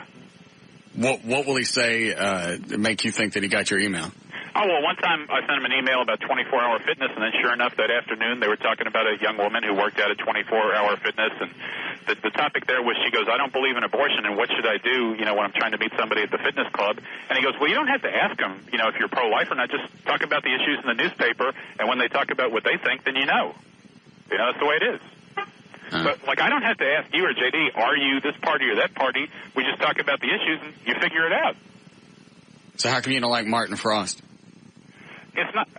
If I met the man, I'd be polite and everything, but I'd never vote for him. I never did. Yeah, I stuck a Martin Frost sign in my front yard one time. People thought it was so nice.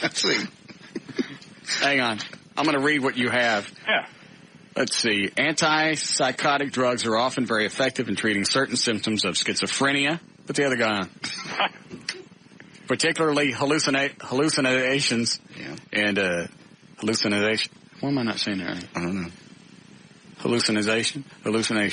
Yes. Is that right? Thank you. And delusions. Are you delusional? No. Put the other guy on. When it's true, it's not a delusion. And you really banged Jane Seymour in the parking lot of Texas Stadium. Yes, and it was filmed, and I just kissed her recently, about 2 months ago in Arlington at a karaoke bar, but it was just a kiss. It's true. Her husband was there. Right. And you have a picture of that? They do. But you didn't get a picture? I didn't. What am I supposed to do? Hold the camera in my hand and take a picture while I kiss her? Oh, you have somebody, you hand the camera to somebody. If I'm kissing Jane Seymour, I'd want to pick. What about all the stuff that you filmed with Jane Seymour? Where is that? I imagine it's called stock footage. And you don't have any of it? You don't have access to any of it? Well, but see, over the years, Jane Seymour and I have run into each other about 10 times. Like one time I was in a show at Six Flags and she came out. She was in the audience. What were you doing at Six Flags? Were you one of the It was gunslingers? called the Hollywood Stunt Show. That was the year before the Batman Stunt Show, and Jane Seymour showed up with a girl named BJ from Playboy magazine, and BJ came up on the stage with me, but not Jane Seymour.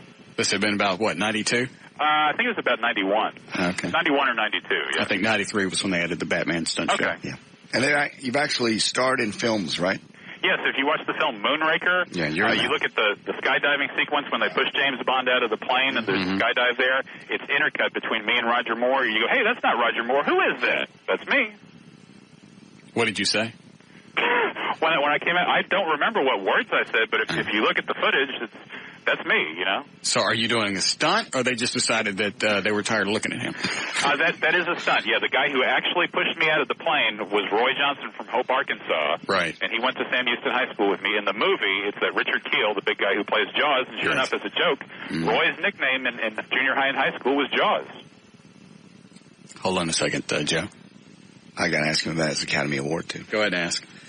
You won an Academy Award for Star Trek 2? Yeah, I wrote the original story for Star Trek II, The Wrath of Khan. That started, it was a conversation Bob Guccione had when he was interviewing me. And I said, you notice in that series, whenever they're going to beam down to a planet, they go, hey, you new guy here on the crew, beam down with us. Well, he's the one who bites the dust. Yeah. I go, you'll never find that one of the main crew, they never bite the dust in one of the episodes. So that's true. So Bob Guccione names Mr. Spock, says, come up with a story where Mr. Spock bites the dust. And sure enough, that was the original story for Star Trek II, The Wrath of Khan. So why aren't you listed in the credits? I was. Originally, I won the Academy Award, but see, it's a database. So just like you, if you have a database at home, you can take out the name. I requested it be taken out. My name was also in the original writing credits for the Blues Brothers. Why would you want your name taken out of the credits? Well, in the Blues Brothers, there's that scene... go back to the Star Trek thing. Oh, basically, I had my name taken out of all the credits. Yes.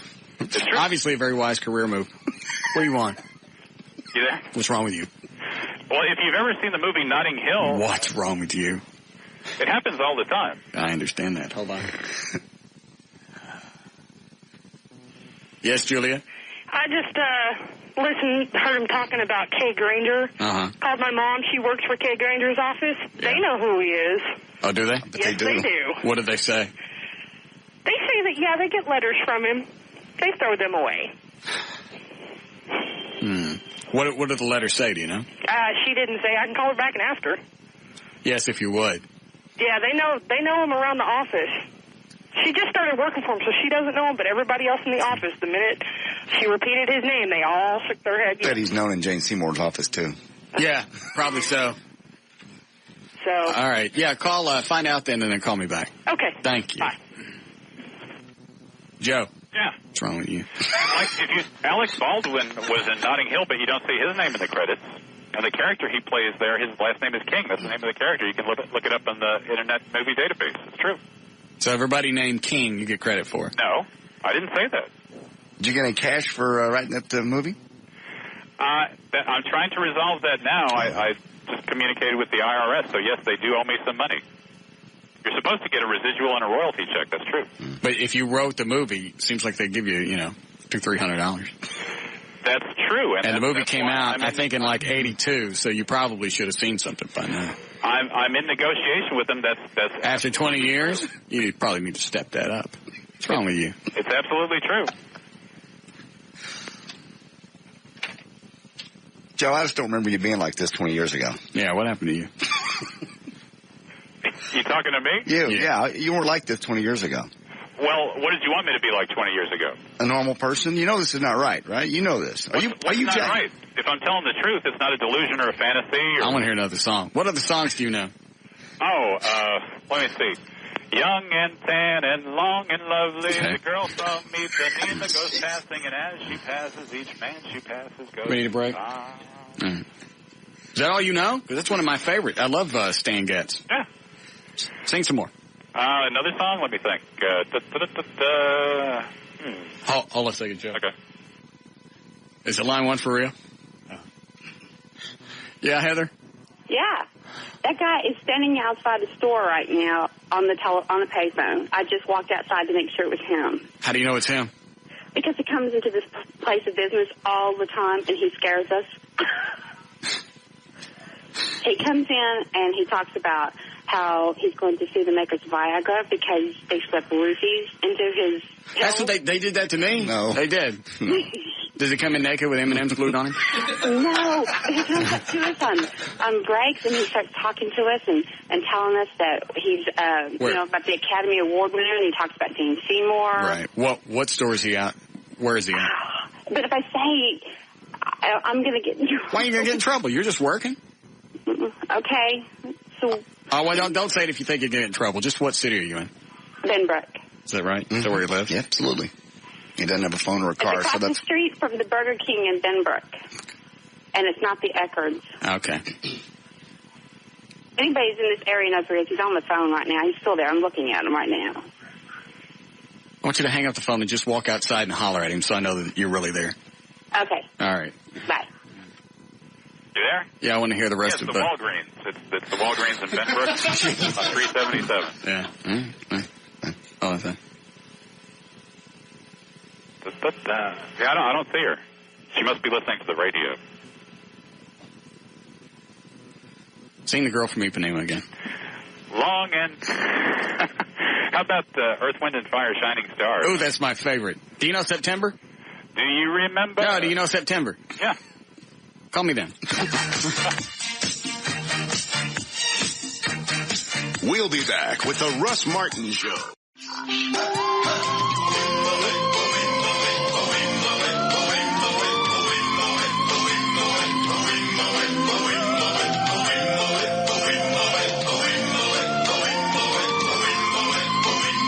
Oh, is he back? Trying to think what song I want to hear now from Joe King. Why don't you put out an album? If you'd like to. Chicago, David Foster, the producer of Chicago, one time asked me if I'd like to sing for the group. And did you? I recorded a cassette with him at a nightclub, and I was on the microphone, and he was there. And also, he goes, He's the one who did St. Elmo's Fire. Right. Are you still out in front of that Walgreens? Yeah, in fact, I went in, the manager's name is Ray Moore, and I told him that some employee just mentioned the name Viagra, and you're not supposed to do that. That's a violation of my privacy. How would you feel if a drugstore said, hey, J.D. Ryan takes Viagra? That makes people think you have impotence or something, and I don't. What's wrong with you? What's wrong with your weenie? I don't take Viagra. I don't need Viagra. I can prove that if you want me to. I don't care if you take Viagra or not. Yeah. What's wrong with your weenie? There's nothing wrong with my weenie. Is that Dayquil stuff you're taking? Is it messing your weenie up? No. In fact, it would be the opposite.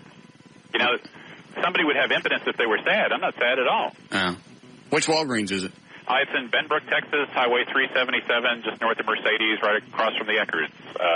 Just south of there's she mentioned the Burger King. There's a Jack in the Box across the street. Yeah. Burger King steal that from you, too? Burger King's just about 50 yards south of where I am. It's on the other side of Mercedes. Oh, I didn't know if you were taking credit for Burger King, too. Yeah. All right, so what song did you sing to Chicago? Well, David Foster was there, and I just want somebody to drive by. I got to see what this guy looks like. Somebody drive by and just describe him to me. Fire, and I did the melody, and he goes, "Yeah, that was a hit." You know, so I want to hear the song. Well, it was just David Foster and I had a conversation, and I don't know if he still does produce Chicago. What song was it you sang? Oh, Chicago, like I can sing "Color My World," or I can sing "I'm a Man." I want to hear "Color My World." And you sing along with the songs. Yes. After a while, you know them. Right. I want to hear "Color My World." As time goes on, I realize... So this guy says he wrote Star Trek 2, The Wrath of Khan, and he's singing on the phone. You know, like that. On payphone. Is that all you know? Well, if I was at a karaoke club, of course I could sing the whole song, you know? Hey, Joe, do you still have a website? Yes. What is it? www.joekingfanclub.com or www.mynameisbondjamesbond.com. Are those cars honking at you? No, there's actually some traffic. Two cars. One car wants a parking space. The other person isn't backing out fast enough for him. So. Okay, JoeKingFanClub.com does not come up. It's JoeKingFanclub.com. You forgot to pay for it. It's not up. So what it says? It just says can't be found. What was the other one? I am James Bond? Let's put it this way. If you send me an email to 007@mynameisbondjamesbond.com, I'll get the email and I'll reply to it. Okay. My name is Bond, James Bond. No, don't. Just let it go. I was just going to see. Just let it go. Oh, here's somebody who wants to talk to Russ listening to the radio. You want to talk to him? Yeah. Sure. Hey, Russ, what's up, bud? What does this guy look like? Oh, man, he's 45-ish, balding, about 6 foot. Oh, 6'2", excuse me. Beat his ass, take his wallet. Don't tempt me. Does he look like a nut? He's got them Star Wars glasses on, man. He looks like Darth Vader or some crap like that. Yeah. All right. Here he is. All right. Hit him with the phone. Okay, I'm back. See, there you're popular. Why don't you sing to that guy? We'll get enough people out front of that Walgreens, you'll have your own little concert. Right here. What song would you like to request? Yeah. No, sing a song. What song would you like me to sing? No, I don't know that. Do you know the song Do the Tooter to Pooter? Pop you in the pooter. Oh, okay, that's the song he requested. Why don't you show him your ass? Hey, you know what would be funny? Go grunt on his hood. That's okay. Go ahead. Nah. People in Benbrook dig that. Yeah. It's a status symbol. I gotta go. You should just leave him on hold and go back to him from time to time. I feel bad because he's paying. What is the payphone now? 50 cents? 50 cents, I believe. Feel bad he's dumping all his money into this payphone. I bet you'd stay on hold until 7 o'clock. Does he have a car? No. No car, no job, no phone. But he wrote Star Trek 2, The Wrath of Khan. Right, as well as... And they didn't pay him for anything. No. And he won an Academy Award. He won an Academy Award. But he contacted all these people and said, take my name out of the credits, because somebody accidentally might see that.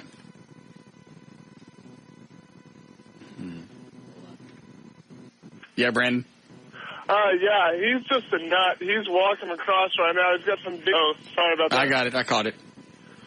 Anyways, yeah, I guess he's gone now. I was calling you. I got here right as you were asking people to get here, so...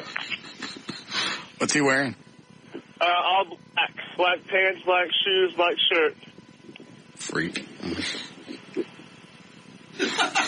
Shut up, Eddie. Let's wait to see how long before somebody said something. All right, thanks, Brandon. All right, later.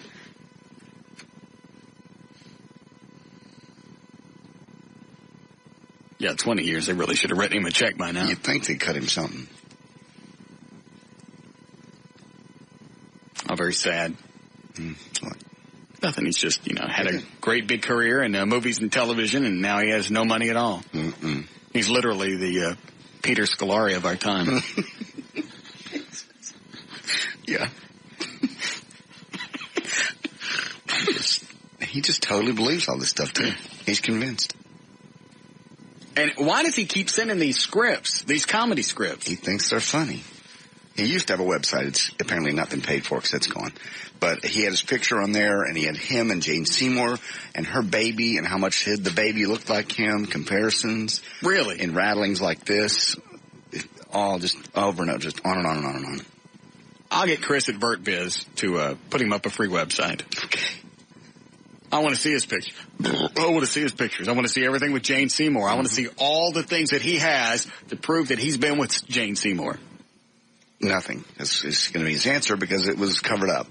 Why would it be a cover-up? Because Hollywood blacklisted him at one point. Because what did he do? He sent David Letterman some material when the writers were on strike. Okay. So now he's a scab. He's a scab. Okay. He got blackballed in Hollywood. Okay. So, and they actually called from the government somewhere and yes, the government always calls. Yeah, and yes. Told him that he needed to change his name and move because they would be coming after him, the unions.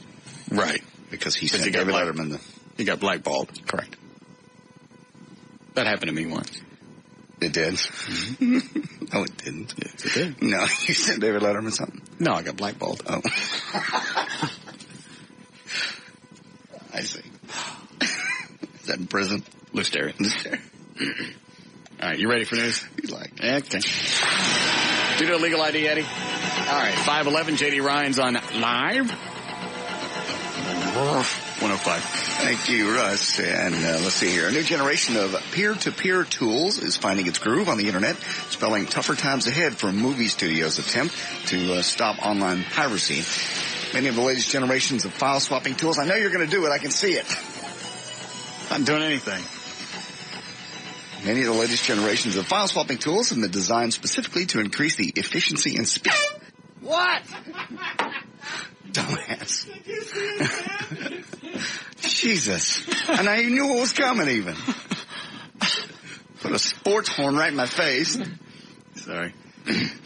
Many of the latest generations of file swapping tools have been designed specifically to increase the efficiency and speed of transfer for large files, such as movies, and that's making Hollywood crazy. And people like Joe King. Why? What did you just read? I wasn't paying attention. Just new file swapping. What happened to all the other ones? They're just making it easier to swap really large files like movies. I thought you could do that now on Shazam or whatever. Kaza? Whatever. Oh, okay. Yeah, that's I see you doing it again. E-donkey, those kind of things. E-what? E-donkey. I'm going to get one of those. We don't need two in here. That's overkill. No, it's not. It is. So you got E-donkey and what else? There's a bunch of different servers. BitTorrent. These are just different ones. And why are these better than Shazam? Kazaa. Whatever. It says basically just the latest generation of file swapping tools have been designed specifically to increase the efficiency and speed of transfer for large files. So now the people in Hollywood are getting weirded out because now you can download a movie. It used to be a movie would take, I don't know, whatever, days. And now you can download movies a lot quicker. So people are stealing them on the internet. What have you downloaded? Nothing. You download a movie? Mm-mm. Never have. Why? I'm just asking. No. I mean anything other than 8 seconds. No. Never. I don't have that kind of patience and time. I just don't. I've a couple songs here and there. That's stealing. No. Yes, it is. I used it for the show. What'd you do? What? I don't know. Is it illegal? It's stealing. I've used Kazaa a couple times. And I'm very sorry I did because that's how a lot of that crap got on my computer. What got on your computer from Kazaa? Oh, just tons and tons of spyware stuff. Can't you do software for that? You can. But I didn't know about it until the guy cleaned my computer off and he goes, you had tons and tons of stuff, mostly from Kazaa. Can you get anything from porn sites? When you download I'm sure they're watching. They'll put on spy stuff, so they'll watch. Well, I'm just talking about when you download a movie or something, one of the 7-8 second clips. I don't know. Can you catch stuff from that? As far as viruses, anything's possible because they can be mislabeled. But I once downloaded an entire scene out of a porn. It was like 14 minutes long. Yeah. I mean, it took me forever because it was dial-up, but it's worth it. So you stole it? Yes. I'm just curious. Yeah. Wonder if our stuff pops up on those sites anymore. Because I know right after the Best Of CD came out, we were giving all the only reason I got pissed off, you want to steal stuff? You want to steal stuff from this show? Go ahead. The only reason I was getting pissed off is all the money was going to Operation Kindness. So every time somebody did put that on there, right. And we only, I think, the first Best Of CD, we only put like 100 copies out. Yep. So every time somebody did that was $100 we lost for the animal shelter. Yeah. Well, it promotes the show. How about if you let me decide how to promote the show? You don't go buy, especially for a charity. Now, if I was a record company and you want to go rip me off, do whatever you want. I couldn't care less. It's still stealing. I don't care how you color it. I don't care how you gloss over it. Right. It's still stealing. You didn't buy it, and now you have a free movie. You stole it. You want to do whatever with a show, knock yourself out. I couldn't care less. But if I'm selling stuff for charity, I better not find that crap on the Internet. Didn't we get that off, removed or something? I don't know if you can or not. I think that was back when Napster was up. So I actually signed on, and I'd go around looking, and I'd send them emails. You want to tell me what my stuff is doing on your computer? Oops. Some of them took it off. That's fun. Mm-hmm. Yes, Antoine? Hello? Yes. Yeah, about the Kazaa having all that spyware on your computer. What exactly does spyware do? Does it just track you around the Internet? All right, all spyware is when you're surfing the Internet, it monitors what sites you go to, what programs you use, stuff like that. It's mainly used for advertising, nothing really evil. Does it have your name on there? Sometimes your email address, your IP address, everything. Oh. Basically, they can identify you. But there is a version of Kazaa out there that I use personally. It's called Kazaa Lite, Lite. Mm-hmm. And what it is someone made a version of Kazaa, same servers, same everything, great download speeds, except there's no spyware. And there's also a program out there called AdAware version 6. I have that. I have AdAware and Spybox. I use AdAware Pro. It gets rid of everything. So it's perfect for all that. What do you download off Kazaa? Music, porn, stuff like that. Stealing. You are? That's not really. Well, yeah, it is. Yeah. Just as long as you know. I don't care. Yeah. All right, then. Thank you. Go. Bye.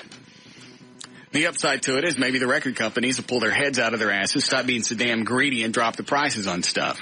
Possibly. This thing that, was it Apple that set up a pay service? They're cleaning up.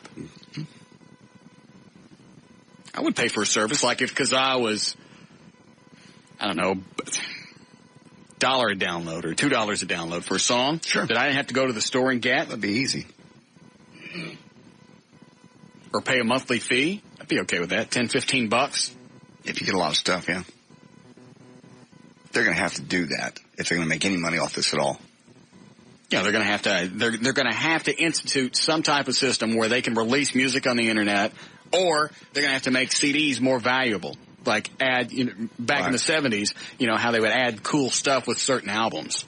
3D glasses or Rolling Stones CD with a zipper on it. Just things like that, where you have to actually go out and buy the CD to get this cool stuff. They're going to have to do something. Stealing. It is. Get something for free. You can pay for it. Twin toddlers reportedly okay today after witnesses say their mother abandoned them in the middle of a busy street yesterday. Witnesses near the intersection of Jacksboro Highway and Boat Club Road near Lake Worth say they saw the woman stop, get out of the car, and remove the kids from the vehicle and leave them in the middle of the road. Apparently, I heard one of the cops from Lake Worth. She actually called in and said, I don't think these charges are correct because I don't think that's child endangerment, first of all. And he goes, well, why don't you come in and discuss it with us? She goes, I'll get in there 4 or 5 days. He goes, no, you won't. We'll come find you. So they're still looking for her. She's on the loose. Or was this morning, anyway. Who said this? The cop or the mother? The cop was on television. And the mother had called and spoken to the police officer saying, why are you looking for me? You left your kids in the middle of the road. Oh, you made it sound like the cop said it. No, this is a quote from the police officer. The mother talked to the cop and said it's not child endangerment. And she said, I'll be in. Whenever I get around to it. I'll come in and talk to you about it for 4 or 5 days when I get a chance. And the cop went, yeah, okay, you do that. So they went out and looked for him. They're looking for her now. Or they were this morning anyway. Freaky. She's with her boyfriend and they decided that was more important than her kids. To leave the kids out on the freeway? In the middle of a street. Did they leave them on the freeway or the kids get loose? No, she said a witness saw her stop the car, get out, remove the kids, and leave them in the middle of the road and drive off. My parents used to do that to me. They never did that to you. They did, and they always do it right in front of Polar Bear ice cream, hoping I'd run across the street. No, they didn't. Yes, they did. Your parents never abandoned you. Yes, they did. No. Your dad threatened to take you to the Buckner's Children's Home. That's all that ever happened. He also threatened to take me to the dump. He did not. Yes, he did. What was he taking you to the dump and for? leave me there. Told me the S-eating gulls were going to get me. I don't know what to believe anymore. Who could make that up? You. Said he was going to take me to the dump. Also said he was going to drop me off at the Buckner Children's Home. Right, that I believe. After we gave him a horse, and they ate it. Then he used to drop me off right there on Buckner Boulevard in Center and go, get out. Look, Polar Bear ice cream. I got those Eat It All cups. You and Joe need to share a drip. Joe Gang. Go ahead. The FHM magazine has released its annual list of sexiest women in the world. Who do you think was on the list? Some of these make sense. Some of these I don't even know. Jolene Blaylock's number 10. Yeah, she should be on there. That's a chick from Star Trek. Okay. This is top 10? Right. One of them you won't get from Australia. Kylie Minogue. Yeah, I know her. She did a locomotion. Everybody else you'll agree with. Wasn't it her? Yes. Cameron Diaz. Cameron Diaz is not on the list. Jennifer Aniston. Is not on the list. Wait. One of your favorites. Wait. Don't say it. Been on the show. Who? Jennifer Love Hewitt. Oh, yeah, she should be on there. She's number 7. Okay. Anna Kournikovas number 8. Jennifer Lopez number 6. Carmen Electra's number 5. Rachel Stevens, number 4. Mm-hmm. Don't know if she is. Britney Spears is number 3. Holly Valance is number 2. And wait, number 1? Again, breasts. You think of breasts when you think of this person.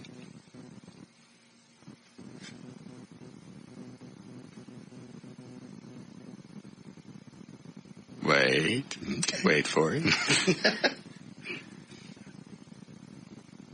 Sexiest woman. Mm-hmm. In the world, according to FHM magazine. I don't know. She's shown her breast in movies before. Oh, well. Halle Berry. Oh, okay. There you go. I wouldn't put her at the sexiest. She is hot. She's hot, but I wouldn't. Above Anna Kournikova? Mm-hmm. Carmen Electra. Cameron Diaz should be up there in the top 10. Halle Berry's hot. I would love to have some of that. I would love to enjoy some of her sumptuous chocolatey jugaboos. Quit it. Recently, a man had enough gunpowder at his house. He was looking to dispose of a little bit of it, so he didn't know what to do. He decided to dispose of it in his fireplace. 38-year-old guy from Pike Creek, Delaware, disposed of the extra gunpowder. This next time the customer made it fire, it exploded. He has second-degree burns on his face. Quit it. There are 11 million people in this country who spend more than 11 hours a week having cyber sex. Addiction to cyber sex isn't a formal disorder, but increasing number of people are seeking help for it. I have a test. You want to take it? See if you're... How many questions? Total of 14. But hold on. They're just yes, no. Hold on. Do we need a break here? Yeah. All right. Wrap up the news. We'll come back. We'll take the test. There's news and information. I'm J.D. Ryan, live 105.3 to Talk That Rocks, Texas.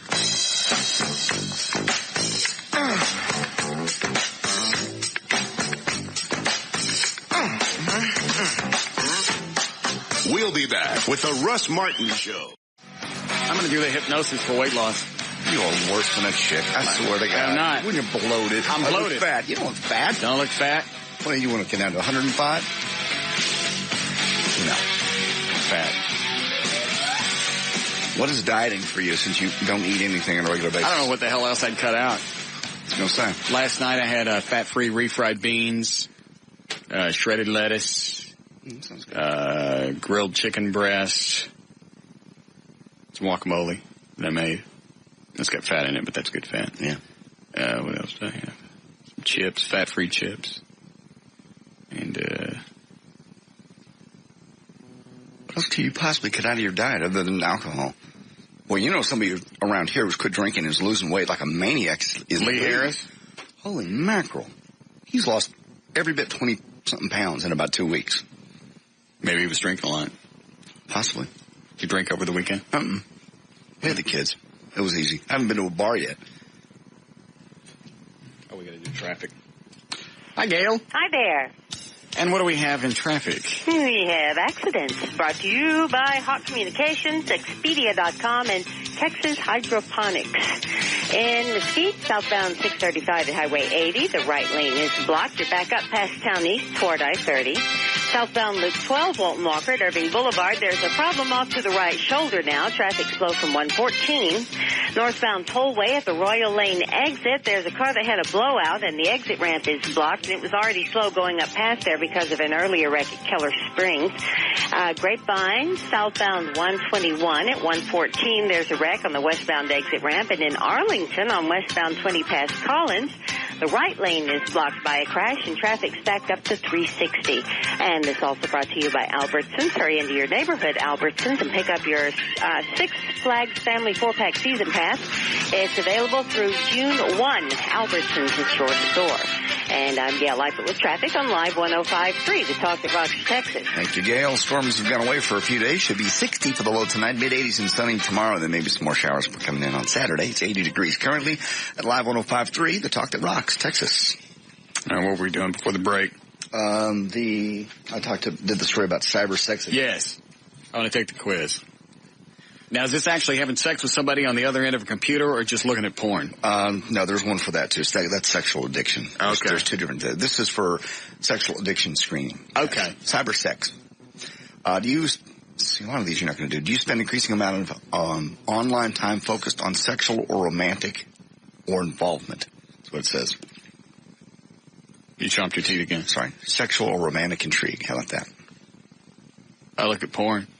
So that would be a no for you. Yeah. Does it mean, am I looking for a relationship online? See, that's what these are. This is actually cyber sex addiction, not sexual addiction. We'll do both. Do the cyber sex. Are you involved in multiple romantic or sexual affairs in chat rooms? All right, so far I've got 2 no's. Right. Okay. Do you not consider online sexual or romantic affairs to be a possible violation of your partnership commitments? No, I wouldn't. If you're having cyber sex with somebody, that's not violating your relationship? Same thing as whacking to porn. I pretend like the chicks are talking to me. Okay. Isn't that the same thing? I suppose. Why would that be I'm not having sex with anybody else? Would you want your girlfriend to be online with some guy when they were both having sex, even though it was just a computer? We talking about me, right? Let's talk about you. Okay. Talk about you. No, it's not a violation. Am I ever going to go meet this person? Well, that's the problem. People end up going and meeting these people. You end up having little, times on the computer, and sooner or later, they're like, "Hey, I'm in town. Why don't we meet for drinks?" Well, then that's a breach of the marriage contract. But again, if you walked in and caught your wife having fun on the internet with somebody, I don't think that would. I'd whack her with a Bill Dookie. There you go. Have you failed in an attempt to cut back on frequency of online or internet sexual romantic involvement? That's all still relationship stuff. This is pretty much what all this is. Let's go to the other one. All right. Were you sexually abused as a child? I don't remember. That's a no. You don't know? You were sexually abused. You don't know what my parents did to me when I was a kid? You didn't. You were not sexually abused. You know you weren't. Have you subscribed or regularly purchased, rented sexually explicit magazines or videos? No, but I look at it. That's probably a yes. That's yes. Did your parents have trouble with their sexual or romantic behaviors? They got divorced. So. We'll guess a yes. I don't know. Do you often find yourself preoccupied with sexual... I used to come home and my dad would stick his ding-dong through a sheetrock hole. He would not. He would. Quit saying that stuff. No, you wouldn't. God. Do you often find yourself preoccupied with sexual thoughts? Yes. I'd say yes. Has your use of phone sex lines, computer sex lines exceeded your ability to pay for these services? No. Does your significant other, friends, or family ever worry or complain about your sexual behavior? No. You don't live with anybody. Do you have trouble stopping your sexual behavior when you know it's inappropriate? I don't understand that one. I don't either. I mean, like if I'm wasting too much time doing it? Yeah. Yes. Okay. Has your involvement with pornography, phone sex, computer board sex, etc. become greater than your intimate contact with real people? No. It has too. It has not. It has too. How much time did you spend having sex over the weekend with the computer? I had no other option. Somebody was off on a... Oh, no. What have I done? Somebody was off on a camping trip and couldn't even bother to come back on a holiday weekend so we could do something, even though I had a lot of time for her and me Sunday and Monday. I know. So I had no other option. And I don't have Katana's phone number, so I can't call her. And I'm not going to call her at house because her husband may pick up the phone. And I'm going to feel weird asking him. Yeah, I'd say so. So, what was the question? Has your involvement with pornography, etc., become greater than your intimate contact with real people? Perhaps. Okay.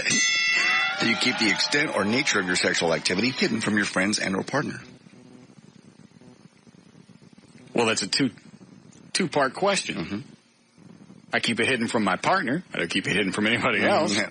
I'd say no, since you talk about it on the radio. Yes, okay. Do you look forward to events with friends or family being over so that you can go out to have sex? Yes. Do you visit sexual bathhouses? That's no. No. Do you believe? What's a?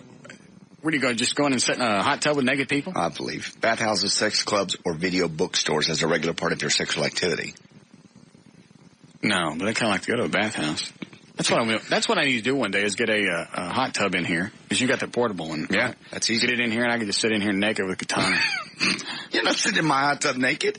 You slept on my couch naked. I got one coming. Different. You can empty. You want sexual activity in my tub. I didn't do anything sexual. Was that some kind of gay code word? What? Sexual activity in your tub. No.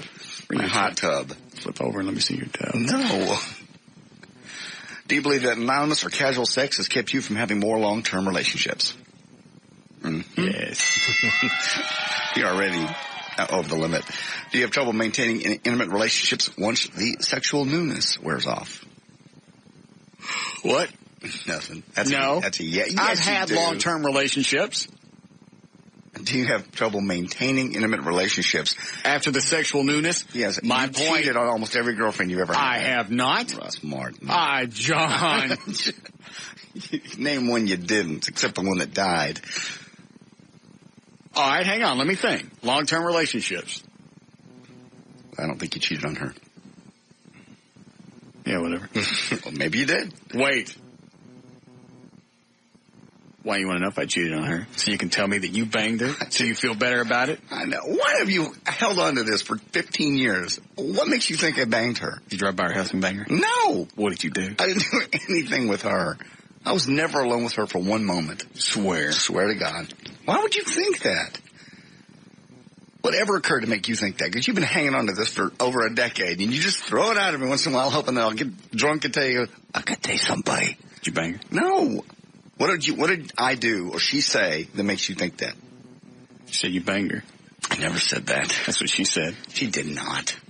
Stop it. Did she throw that out in a fight one time? No. Get you angry? Okay. Mm-hmm. That's the only reason I can see you latching onto that. You bang her? No. Oh, I didn't need to see that. What was that? Oh, there's a commercial on one of the sets here in the studio. It's something that pulls back your toenail and climbs up underneath it. Oh, there it is. Oh. It's some kind of bug, gerbil something, that pulled back a toenail and climbed up underneath it. Why would they think I would want to see that? Don't know. Lamisil. I'm not going to buy that crap just because of the spot. For toe fungus, yeah. I don't have toe fungus. I'm aware. Everybody doesn't have it. Well, I don't want to see a spot for some thing. A lot of people eating dinner right now. Yeah. What was the last question? Did you bang her? No. Swear. I just swore on my kids. What makes you think that?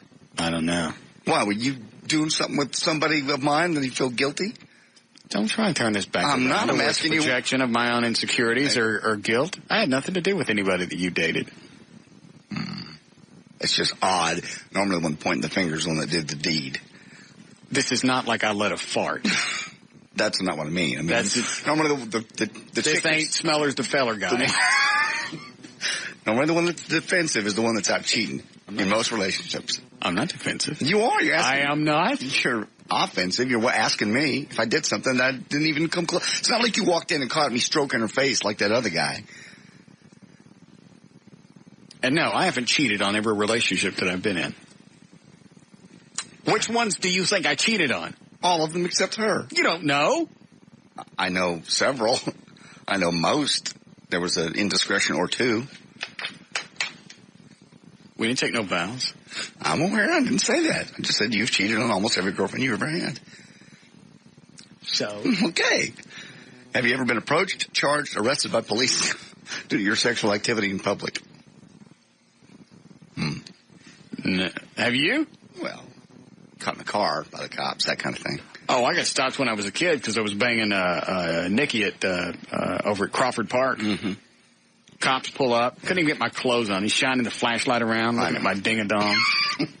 I got caught at DFW airport. Yeah. What are you doing out there? I was just out there with a girl. Have you ever been sexual with a minor? Ooh, that's nasty. When you have sex, do you feel depressed afterwards? I didn't get a chance to answer that other one. Have you ever had sex with a minor? No. How dare you?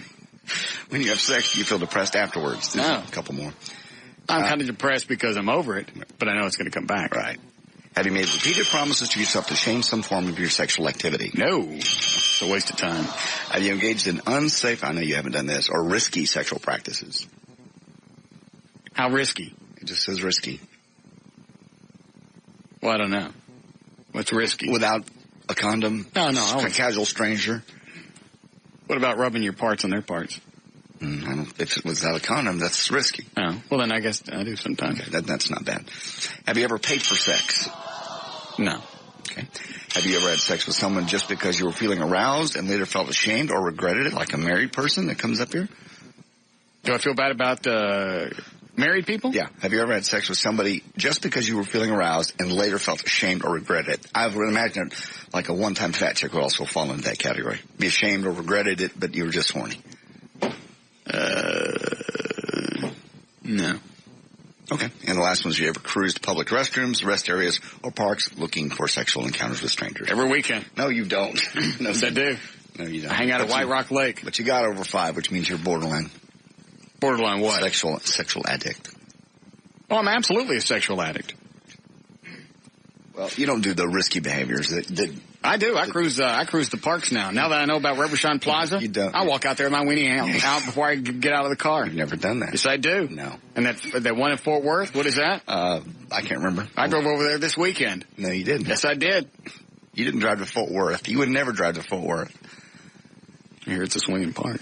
I'm sure it is. But you didn't do that. It was before or after your big college basketball career you told us about earlier. After. Drove out to the park in Fort Worth. Pulled my weenie out. Stuck some drugs in my pants. I see. Couldn't get arrested. No. All right. They got a lot of dogs out there. Really? Yeah. Dogs? Mm-hmm. Okay. What does that mean? I don't want to say. You're sick. Have you ever... I'll add one to this. Have you ever had any kind of sexual contact with an animal of any kind? Like how? Peanut butter? No. Yes, you have. I have not. Excuse me. Peanut butter? Excuse me. That's a bit. I know. But you woke up one time and the dog was licking you. Well, that wasn't sexual contact. I was passed out on the floor. He was licking you? First of all, it was a she. Oh.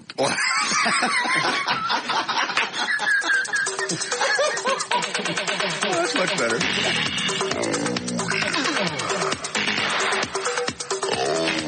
We'll be back with the Russ Martin Show.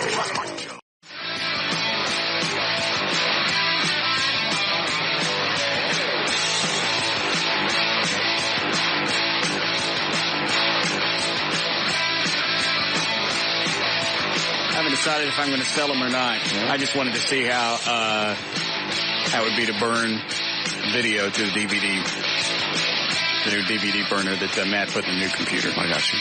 You know people would buy it. You would line up to buy those. Episodes of a 10-year-old TV show? Yes. With you in it? Yes. Us. Us. Came out pretty good. Did it really? Mm-hmm. I'd like to see it. Which demo was it?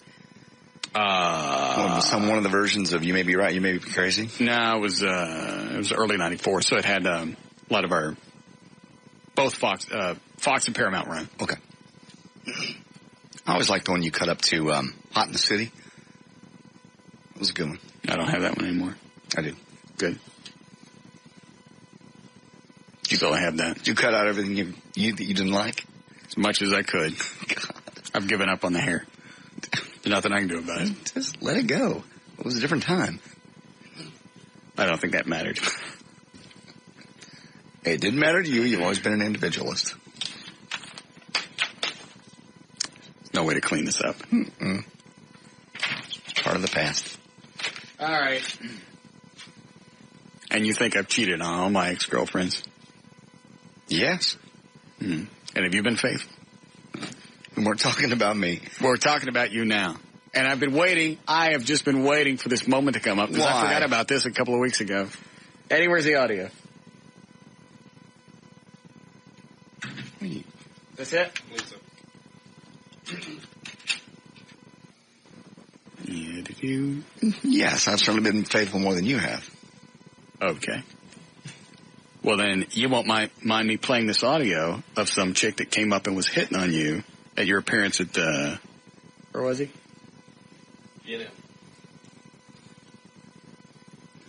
People come up and talk to me all the time. Well, then you certainly won't mind me playing this audio. I have no idea what you're talking about. But if it's going to get me in trouble, I'd rather you not do it. Why would it get you in trouble if you don't do anything? I don't know I don't remember anybody other than the average people walking up to me there. How long ago was your thing at D&M? Oh, that was 2 weeks ago. Okay. That was at the Texas Harley. Yeah. It was for D&M, but it was at the Texas Harley. Okay. If you'd rather I don't play this, I won't. If you've heard it and it's going to start some stuff. Why would it start any stuff? I don't know. If you're the faithful guy, nothing's going on. Because you know how... I don't know what was said. No, I don't remember everybody. There were tons of people there, and I was there for 2 hours. Well, then there's no reason that I shouldn't play this then. Not that I'm aware of. But you've listened to it, and it's going to start something. Why would it start anything? Why don't you save it for Friday? That way you can script my weekend. No, I thought I'd start early. Actually, I forgot all about it. Then you started throwing out this fidelity thing. I'm just saying, you know damn well you've cheated on every girlfriend except one that I can think of. I didn't cheat on Rachel. Okay, I don't know that. I wasn't around in the Rachel days. I didn't cheat on Julie. Didn't at all? I didn't have time. I was too busy being a nut trying to keep her. That's when I got you. Mm-hmm. Even though the relationship is screwed. You're too busy. Yeah, you're too focused on that. Hang on a second. Yes, Mr. Trenholm? Oh, this is the Joe King air check. Where'd you get this? Off the internet. How is it? It's bad. Where was it posted? It's in like a web archive of his old website, and what's the quality like? It's the audio's not. I mean, it's not bad, but it's the talent that sucks. Yeah. Now I have a dilemma.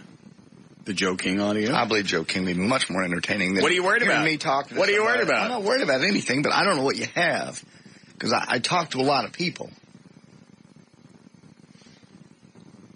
I go out and talk to the listeners. I don't hide in my mansion somewhere. Good for you. As you can tell, it obviously doesn't hurt the ratings. I don't go out anywhere. No, it doesn't. And I thank the people when the time is right. Okay. I do. I believe you. Yes, you do. You thank them. Like today. You thank them. Yes. I always thank them when the ratings come out.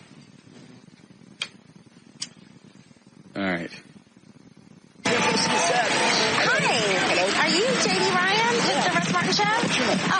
Melissa. Hi, how are you? Yeah, well, I just wanted to come out here and meet you in person. I actually listen to the show all the time. All right, turn it off. Why? I remember this chick. Okay. I was just being nice to her. Is that what you were doing? Yes. Well, then there's no reason I shouldn't play this. I didn't do anything, and just seriously. How do you know the chick? I remember she came up at the very end of the appearance, and she was a little bit of a nut. Mm-hmm. Okay. Well, so she stood out, and now find out she's a plant. Yes. You suck. You really suck as a friend sometimes. Okay. You really do. I understand. That's a crappy thing to do. No, it's not. Yeah, it really kind of is. No. Okay. If you don't want me to play it, I'll give you the audio right now. There's nothing to hear. Then there's nothing to hear. No, that's what I'm saying. Then there's nothing to hear. Then give me the audio. I don't know what's on it. I don't remember. I just remember her coming up and being a nut. Okay. Then I won't play it. Out of respect for our friendship. Thank you. How come you don't want me to play it? It ain't nothing happened. Because I don't remember what happened. That was 2 weeks ago. Okay, but if you're always the Fidel, I didn't do anything with this girl. Well, then what is there nothing to hear? I don't remember what we talked about. And obviously, I said something on there, something that you've glommed onto. Okay, or you set me up with her and you told her to say something. Well, then if you know what, if you're being the loving boyfriend, then there's certainly nothing to worry about here. Unless you're laying the groundwork for some future Poonanny. I'm not laying groundwork. Is that what you're doing? No. Were you making a deposit in the Poonanny First Bank Trust? No. Why would you send somebody out there specifically to do that? I just want to see if you hit on her. It's looking on me, I think. How'd you respond? I didn't go home with anybody. I called Joy the second I got in the truck. You have to check in? No, we had plans that day. All right. Then if it's going to make you uncomfortable, I won't play it. It certainly is. Joe King, I'm sure, is much more entertaining. Is there a check? Okay.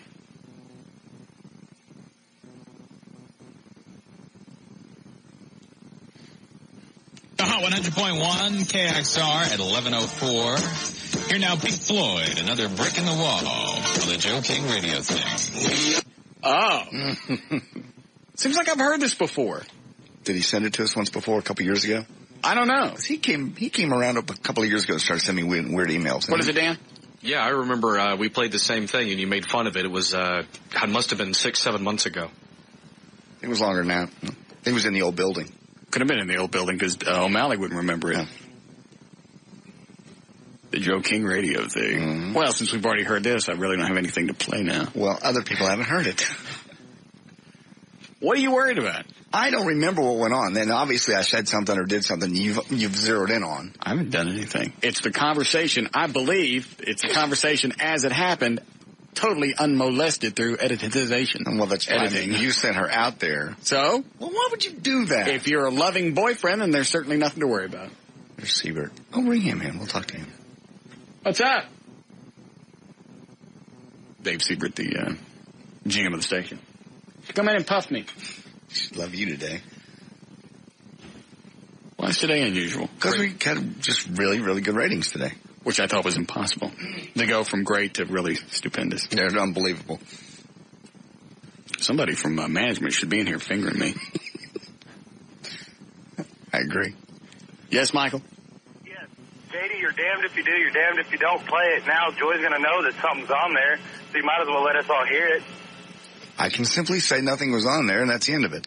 Oh, it won't be the end of it? Well, I don't know what's on there. All right, how about this? You just destined to screw this up for me, aren't you? You just go out of your way to try to destroy her and I's relationship. No, I don't. Yes, you do. No, I don't. You sent somebody out there. Would this be funny if we did it to Trey? Yeah, but Trey's not in a long-term relationship. But if he were? It would be fun if we did it to you and played it back and let your girlfriend hear it. Yes, it would. It would be funny? Yes, it would. I would laugh for days. I don't think you would. Yes, I would. I have nothing to hide. I'm not out running around trying to pick up chicks at an appearance. You have cheated on almost every chick you've ever been with. I don't know where you get this information. Well, let's see. The two you kissed on the New Year's Eve party when you were banging. All right, so that's one. That was back in 1987. Don't you hang on to something for 10, 15 years. Oh, yeah, you don't hang on to anything. The porn stars. That's not cheating. It is. It is not. It's having sex outside of a relationship. I'm not in a relationship with anybody. You have been. Not while I was banging L.A. Okay. All right, we won't listen to it. Thank you. Yes, Chris? Hey, Russ, if Joy came on to you and you could get it from her, would you, and JD would never find out, would you do her? And JD would never find out, buddy. Yes. Yes. You're wrong. You would. She's hot. You've been sending her emails. Just a couple. Quit it. She's responded to him. What did she respond? How did I get her email address to begin with? If she hadn't emailed me. I certainly don't know the name of her company where she works. I certainly don't know her email address. I forwarded something to you at some point it was from her and had her email address. So she didn't contact you. Oh, sure. Now you're saying she's coming on to you. I'm not saying anything. I don't trust you now. What are you not to trust? You just said you do that. He said I wouldn't get caught. Oh, so it'd be okay if I banged your girlfriend from back in the 90s. Did you? No, but it'd be okay if I did as long as I didn't get caught. Why is it you look away every time you say that? It'd be okay if I lost I didn't get caught. Is that what you're saying? As long as I don't know. Then I didn't do it. Did you do it? No. Why? You look away every single time you say no. Did you do it? No. Oh, now you close your eyes. I don't, come on, you know better. I don't know anything. I just heard what you said. I know the strength of your ding-dong. No. Then you don't trust your girlfriend? No. If I trusted her, I wouldn't be going through her house in the middle of the night when she's gone going through her closet. She's not banging your friends. You don't know what she's doing. Chick was nuts. She was nuts. You bang her? No. I'm going to trick you one day. I'm not. I'll slip up and go, yeah. Oh, damn. Oh, he's good. Yeah, John? Hey, you said you weren't going to listen to the tape, but you didn't say anything about we couldn't listen to the tape. Yeah, I can leave the room.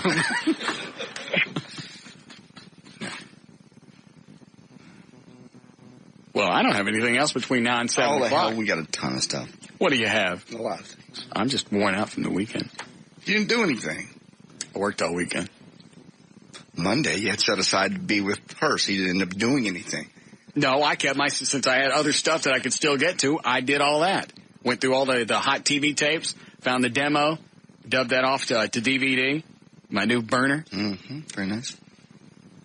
Washed Eddie's kid's car by hand. Eddie, you got a big freaking mouth. That was very nice. Eddie's kid got a new car, and you went down and washed it. I thought maybe you just had it at the house and you had your sprayer out. You went down and put quarters in a thing and washed the car. That was very nice. You're a true friend to some people. It was a great gesture, and Justin completely appreciated it. Very nice. I even told him to email you. You did. Big heart. See, Softy, you're really a nice guy, just not to me. It's the kid's first car. I know. I'm having my car worked on the same place where he's buying a car from. Mm-hmm. So it's sitting out in the lot. And Alex obviously hadn't washed this car since when he bought it. I went, dude, it's his first car. They're coming to get it now. While you're working on mine, why don't you go wash it? I don't have time. So I drove it down the street and washed it. Very nice. And the whole time I'm driving Alex nuts because they're trying to figure out why the Firebird's overheating. Right. And he initially thought, well, we've run a pressure check. We recommend a thermostat. I went, okay, replace that. Replaces the thermostat. That ain't it. Jeez. So now he's, refilled it with fluid, and it's still getting hot. And I mean, it's getting damned hot now. And I'm pissing him off because the whole time I'm leaning over his shoulder going, what'd you do? I mean, it's like every 3 minutes. Well, it looks like one of the fans is coming on. What did you do? I drove in, and it was working. And now I know that it's overheating. What did you do? And so he's under the car, and he's got the computer out, and he's got the thing that you plug into the computer of the car. He's checking everything. Total, complete analysis of the car. Mm-hmm. And it's still running hot. I'm looking, what did you do?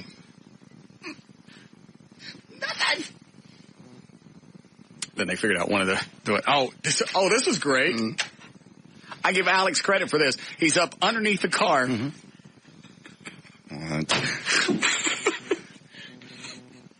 He's up underneath the car, and you can hear, he's talking from the distance. He goes, well, looks like your car pulled a Goldberg on you.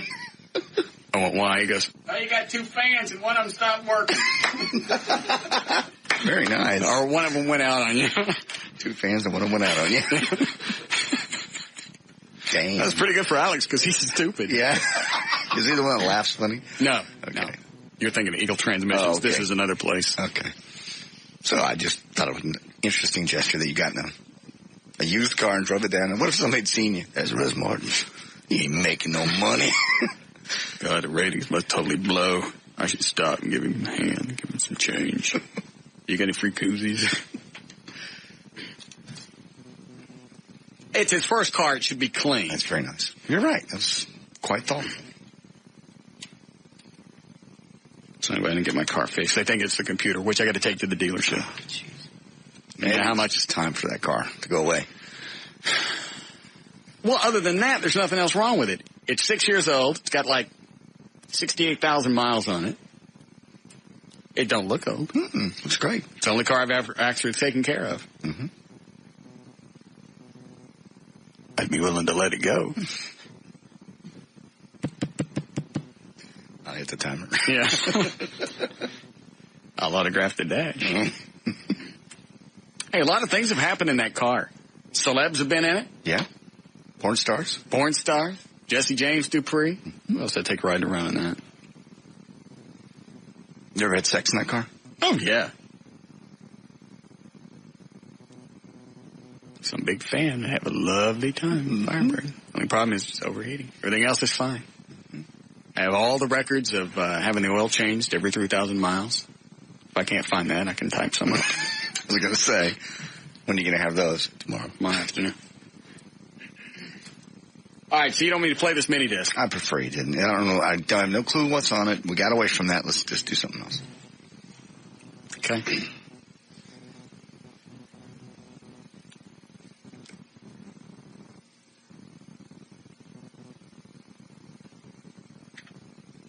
Hi, Steve. Steve. Yeah. Go ahead. Hey, Russ. I'll donate $50 to Operation Kindness if you play the tape. If I play the tape? Yeah. You already said you wouldn't. He's offering me cash. Hold on, Steve. So I'm not going to get in this bidding war. I'll put you $5. Give me $60. I won't play it. You can have the mini. You're holding me up for ransom. No, I'm not. Yes, ransom is when I got something of yours. This don't belong to you. This is mine. This is my voice. This is blackmail. Blackmail. Excuse me. Okay, I used the wrong word. Give me 55. I won't play it. Give me 100 and you can have the mini disc. For Operation Kindness. For you personally. For me? Hey, he's giving the money to Operation Kindness. I don't mind making a donation to Operation Kindness. I throw his money away. I don't care what he does. We have to break. You think about it during the break. Hang on. Eddie, hang on to this mini disc. Don't let it out of your hands. We'll be back.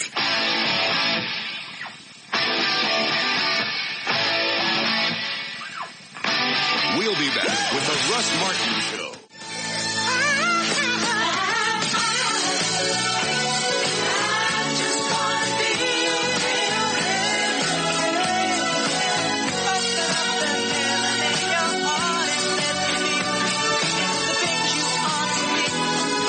All right, 620, J.D. Ryan is here, Eddie Boyd, Dan O'Malley, Trey Trent, home, KLLI foot traffic.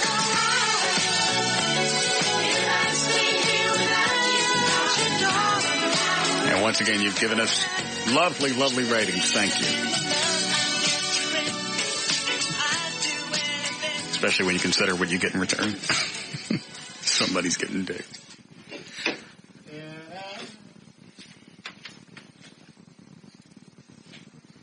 Yeah, Siebert stopped me in the home. Did he? Yeah. Good work there, Russ. What's he up to? He's not up to anything. Those are amazing ratings. They've always been amazing. Why are they surprised? They're better, and they're still going up. Everybody thought at some point it would stop. It hasn't. Most shows hit a peak, and that's about it. Well, this is starting to get retarded. Yes, some of those numbers are amazing.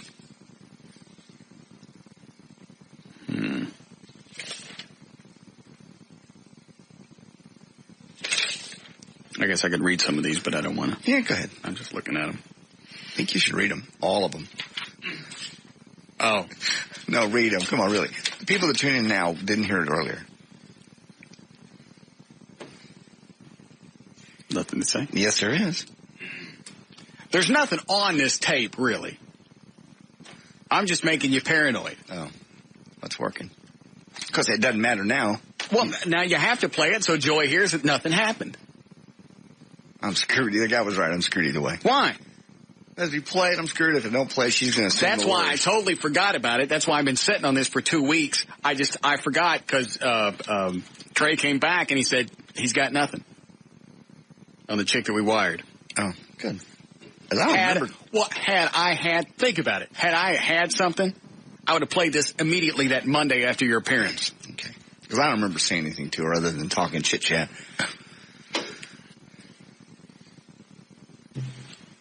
There's nothing on it. Okay, then let's not waste airtime. The ratings are much more interesting. You don't want to play it just to exonerate yourself? You've said there's nothing on. You've heard it. I have not. I don't even remember. You talked to 100 people in 2 hours. You said you remember this one. I just remember her because she came up for the. Why did you tell me to stop the tape then? Just because I don't remember what was on it. And I thought, obviously, if you're going to play it, that's got to be something bad. No, if it was something bad. Jesus Christ! What now? I just looked at some of the. I'm just looking at ratings while we're talking. Mm-hmm. Persons 1834, 7 to midnight. Mm-hmm. I'm just looking, how Dangerous Darren's doing well at night. Now that he's back on the Eagle. KKDA. Yes. Urban Station. Mm-hmm. For the coloreds. For everyone that likes urban music. I bet it's mostly coloreds. I don't believe they like that term, coloreds. Was it now Afro-American? Americans. How about that? I believe it's called an urban station because it's supposed to appeal to the black community. Okay. But they don't like to be called coloreds. They don't? No.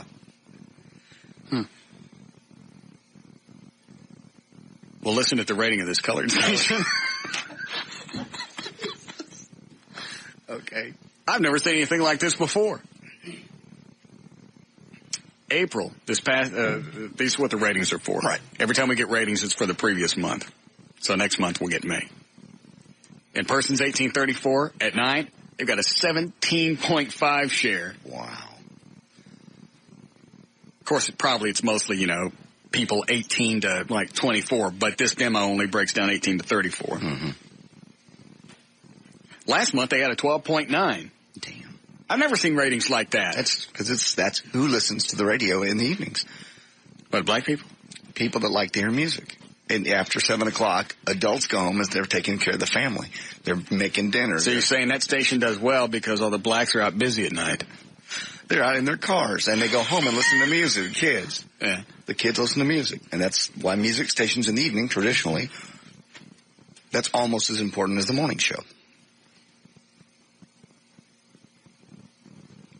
So is that what they're listening when they're in the bushes? Never said they were in the bushes. Never said that. Yeah, I thought I read it wrong at first. A 17.5. The next station right behind them only has a 9 share. Mm-hmm. And then the Eagles coming up at 8.6. That's good. What is KBFB? No idea. Is that B97?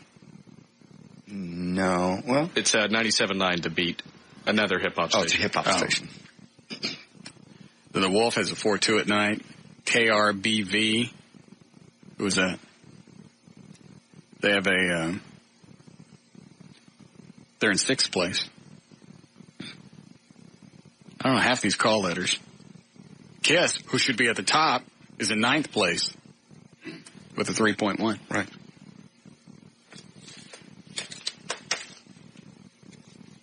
Oh, is that Wild 100? KRBV? Well, I never hear them say the call letters. I know. That's why those new radios are cool, because they say right there on the display, right next to the frequency, it'll say Wild 100. Yeah. And it'll come up in a thing, and you don't have to program it. I think all the new radios are set to do that. Just radio stations here aren't doing it. Houston, it's everywhere. Almost every single station has its little name out to the side. That's cool. What if that new stereo that Tyson put in the Batmobile has it? Yep. Because bet you money it does. It's a brand new Clarion.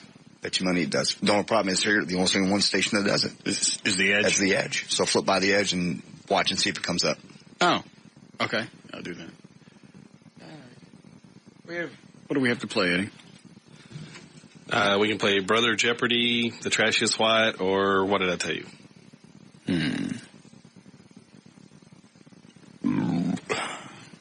How is What Did I Tell You?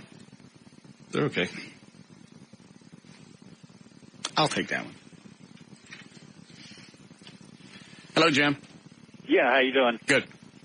Kind of the offices guys kind of chatted around. We've got about $50 we can put into a cashier's check for the Police Fire Foundation. Let this go. Nothing's on this tape. It's 3 minutes long. Nothing's on it. At least let me get some cash. It's up to you guys. Well, we can put 50 to it. That would make 100 from the other guy. His 50. Yeah, 150 or 50. There's another guy on the phone that says he'll pay 100. I'll just put it this way: if this starts crap, I'm living at your house this weekend. So you decide. Why would you have to live at my house? Are you and Joy living together? No. Well, why would you have to come to my house? Because she'll want to come over, like she normally does on the weekend, and make my life a living hell. If this is something bad. You didn't do anything on this tape. Okay. There was one thing that is borderline questionable. Just play it. Screw it. Play it. Play it. And I don't need it for airtime. Fine. You want the mini disc? I'll hand it to you right now. I'd prefer it. Okay. Thank you. There you go. Thank you very much. All I know is if it were me, I'd want to be exonerated. I can play this. I can listen to it and play it back for her in private. Then you go right ahead. All I know is I lost $200 or $300 for the Police Fire Foundation. Stop it. I don't care. You want to play it, play it. I don't want it. I don't remember saying anything to her. Keep the nasty mini disc. I don't want to hear it. Okay. Thank you. I've heard it already. I told you there was nothing on it. Okay. Obviously, you have something to hide. And I'm sure you're going to take it home and let Joy listen to it after it's been edited. No. Now, no matter what I play for her, she's going to assume it was edited. That's why I said that. You suck, man. All right. We lined up, Eddie? Now it's time to play everybody's favorite game. And here's your host, Russ Martin. All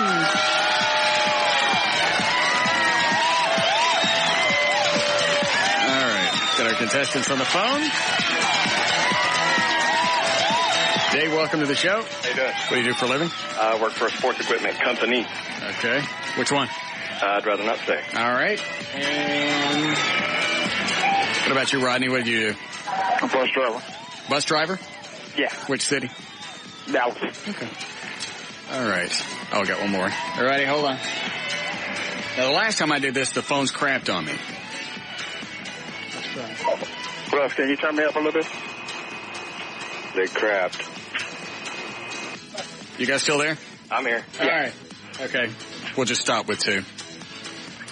All right, what are we playing for, John? Today we'll be playing for 12 months bronze level web hosting service from VertBiz.com, the official web host of Live 105.3 and the Russ Martin Show, and a pair of tickets to the Bardier 500 Indy Racing League June the 7th at Texas Motor Speedway. Is that it? Mm-hmm. Okay. All right. If you know the answer, say your name is your buzzer. We'll be asking questions about the show. Everybody cool? Cool. Yeah. All right, here we go. Who on the show seems to be getting pastier now that he has to stay in the office and can't drain Russ's life forces? I can't hear. Hold on. Yeah, I got a lot of applause. All right, just shut up. Can you hear me now? I still hear people clapping. What about now? There you go. Everybody fine? Sweet. Yeah. Don't let the applause throw you off. Who do we know that has a new ride named for him at Six Flags called the Giant Texas Lump? Dave. David, go ahead. Brumley. That's right. Al Brumley with the Dallas Morning News. Who do we know that is now operating the Texas Giant Lump after his decision to leave the show? David. That'd be Dan Lewis. Dan Lewis is right. Who on the show thrives under pressure, and it shows every time he goes into lockdown mode and gasps for air? Rodney. Rodney, go ahead. Troy. That's right. I laughed about that all weekend when Trey locked up in the studio and Everett said it's lockdown time in the Trey mouth. Eddie and I were driving around. I thought he was going to drive off the road because we were talking about it. Everett goes, it's like watching Helen Keller try to talk.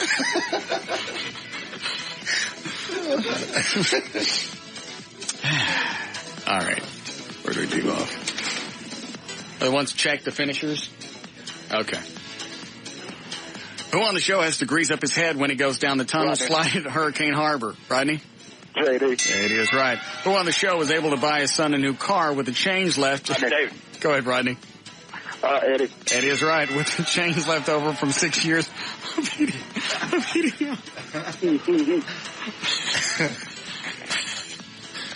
Just remember the look on Eddie's face when he realized what he was saying. Yeah. Like how Lee lets him keep the change.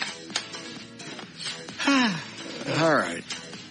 Who on the show was able... Oh, I read that. Who on the show has to wear a warning sticker because the sun's reflection off his pale white skin can cause cancer, Rodney? That's right. Trey is right. Who on the show spent Memorial Day weekend at the beach, mostly digging harpoons out of his head when he went swimming? David, go ahead. JD. JD is right. Yeah. Who on the show keeps leasing Suburbans because they are big enough to hold his coffin-filled... Go ahead, Rodney. Is that Eddie? No. Big enough to hold his coffin filled with earth from his homeland, Transylvania. David? The JD? No. No, Rodney. Go ahead, Rodney. That will be Trey again. Yeah, give it to him. Who on the show is having problems with his kid because unlike his... Go ahead, David. JD. JD is right. Unlike his dog, the kid can find his way home from the shelter when he abandons him there. Somebody also said that Chris is smoking now. Yes. Yeah. Found that out over the weekend. How'd you find that out?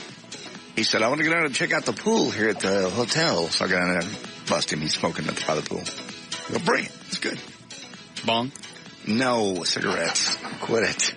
Just regular cigarettes. Oh, maybe you guys get one of those two hose bongs. Sure, no. Yeah. He doesn't do drugs. I I know. I told you he was smoking. Didn't I? I can't believe he's smoking. I just can't believe him. And you know he's drinking? That I know. Oh, is he really? Well, he's a fraternity house. I'm sure they have beer. But he's underage. I agree. That's illegal. I agree. He'll go to jail. He knows the consequences. Wow. JD raised a doper. Must be Eugene. He doesn't do dope, and I don't either. I don't smoke. His mother didn't smoke. Nobody in the family smoked. I don't know where he got this. Probably some guy at the fraternity told him, it's cool. It's not. It's stupid. He's 18. I don't care. He should smoke. Can't you buy cigarettes at 18? I guess, or it's just nasty. Never thought my kid would be a smoker, that's all. It's a disgusting habit. You raised a doper. It's not a doper. It's regular Winston cigarettes. Winston tastes good. That's why he's smoking it. They don't taste good. They don't look good. They're not cool. They're Seabird again. What is it? What do you want? Thumbs up for the ratings. Oh. Well, come in here and finger me. Do what? Nice print. Yeah. What do you? Why are you guys acting surprised? Well, you don't know. I'm never surprised. All right, fine. Thank you, Dave Seabird. We had great ratings before. I don't understand what the thing is. You have an 11 share. I know that. That's just outrageous. We've had 11 shares before. Not with the kind of show we're having right now. I'd leave off. Who on the show's having problems? Yeah. Who on the show hates having sex in the afternoon because his girlfriend gets distracted when the ice cream truck comes by? Dave. Dave? JD? No. Dave. Dave. Trey. No. David. Can you repeat the question, Russ? David, go ahead. Russ. Yes. All right. Who on the show is writing a special for Disney called Mom, My Big Pink Nipples and Me? Rodney. Rodney, go ahead. Trey is right. Who on the show can't help chomping his teeth due to the incredible pressure of his head forcing his mouth closed? Dave. David, go ahead. JD. JD is right. What's the score so far? It's tied up, 6 each. Good. Who is glad that school is almost out for the summer because he feels creepy picking up his girlfriend right after class? Hey. David? Russ. Yes. Get on it. Let me see. Which one do I want to end with? Who on the show is trying to find out about paintless dent repair, hoping he could actually get his inverted nipples fixed? Rodney, go ahead. Trey. Trey is right. And finally, who do we know that is using every bit of his 4.0 GPA, counting his tip money at the Olive Garden? Rodney? Dan Lewis. That's right. And the score? Let's see. Final score was Dave had 7, Rodney had 8.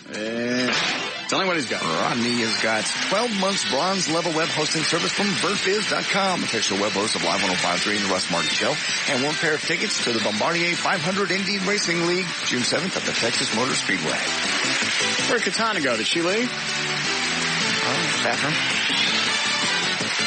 Oh, she's in the other room. All right. Come in here and hawk one up on me. We'll be back. We'll be back with the Russ Martin Show.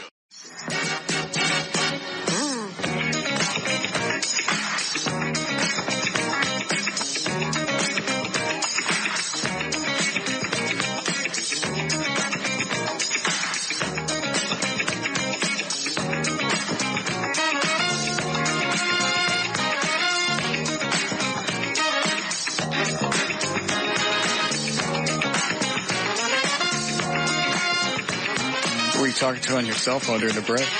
Nobody. Who was it? I don't know. That's personal information. It's pertinent. Why are you getting so defensive? Because you're being rude, and now you're eavesdropping. Not eavesdropping. I just saw you out in the studio audience area on the phone. Nothing. Is it Joey? Yes. How's she? She's fine. Good. Thank you. What's she want? See how I was doing? I called her, actually. Oh, you did? Yeah. About what? I'm sure she got home safely. Yeah. Did she? Yes. Good. What else you say? You're just trying to stir things up. To let it go that you are just, she knows you try to get between us. You trying to do some damage control? Would you stop? You're making this sound worse than it is. I said there was nothing on the tape. There you go. That's what I was telling him. Like I said. I said, that's if there was something there, he would have played it. I would have been the first thing we did that Monday when we came back. Instead of waiting 2 weeks. She's not mad. I was just making sure.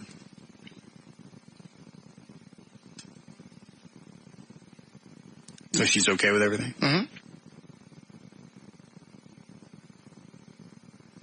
Told her to let her listen to it if she wanted to. Unedited. She doesn't know if it's edited or not.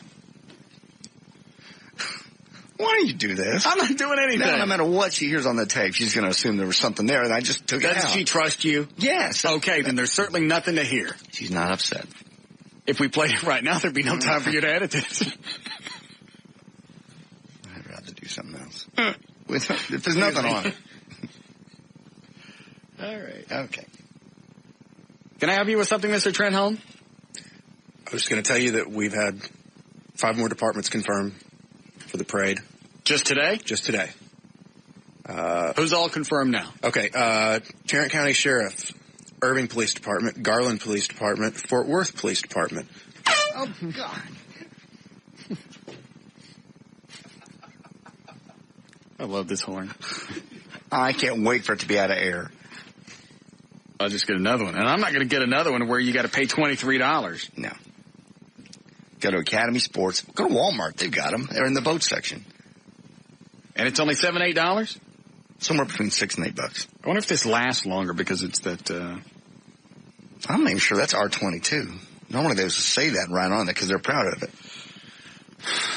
It says contents 1112- tetrafluoroethene, CAS number 81197-2. No idea. But $23, you got hosed. For $7, you can do the same thing. You have 3 of them. I like the model on it. It says model. Bighorn. Yes. What do you use this on a boat for? You have to have 2 alternative forms of making noise, basically, to get someone's attention. You have to have a whistle. I chose a whistle and an air horn, as well as the electric horn on the boat. Oh. You have to have a throw cushion. You have to have all kinds of stuff. And they'll stop you, especially like Louisville, because of all the drinking and problems they've had. They'll pull over, and their reason for pulling over, of course, is to make sure you have a horn and a whistle and the throwable cushion. What they're really doing is checking the boat out for, drinking and... Still a good stop either way. Absolutely. And they go boat to boat to boat. And they'll go in and they'll just randomly pull somebody out of the line and check them out. Good. They have to. Somebody died again this weekend of Lavon. I heard that. I know what you're going to do. What? You're going to let it be quiet for a minute, let me calm down, and then you're going to blow that horn in my face. I'm not. You're the most paranoid man. What'd you jump for?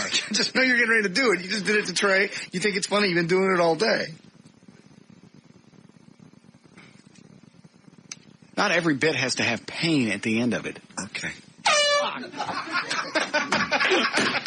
But this one does.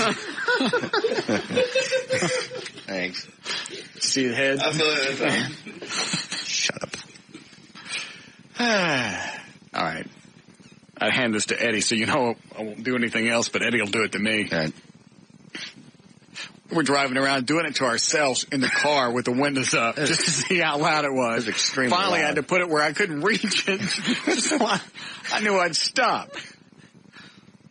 There's just something about the pain. It's like squeezing a thumb with a sore on it. Right. You just keep doing it. And that was very loud, even with headphones on. This loud. All right. I got a boat whistle that'll break your eardrums. Really? It's really high pitched and very loud. Oh. I'll bring it in tomorrow. I'll put it down here where I can't get a hold of it. You can't help yourself. I've seen your eyes. I've only known you for 25 years. I've seen your eyes. What do you see in my eyes? You're putting it somewhere where you can get a hold of it. You're holding it right now. I'm not holding it. You don't see nothing in my eyes. You see this? Damn it. All right. Okay. So that's it? 5 departments? Who's confirmed? Okay. Total. 18 total departments. I'm standing over here. Don't you pick up my $23 horn. Here, Katana, hold that. Tarrant County Sheriff Department, Irving Police Department, Garland PD, they're bringing 3 vehicles. Bitch!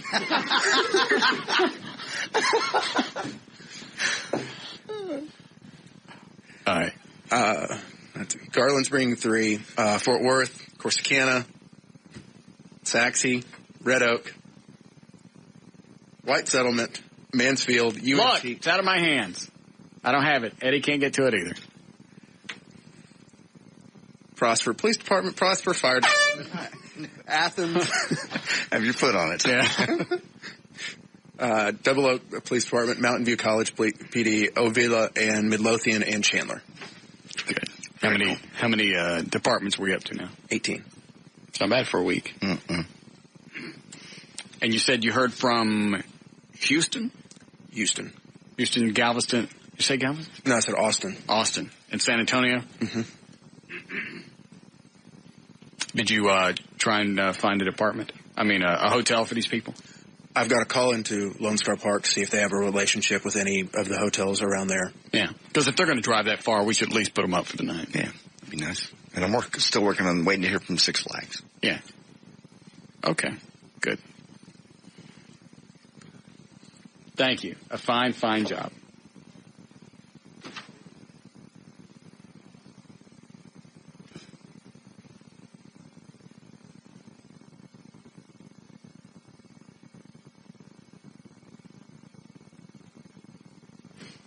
Mm-hmm.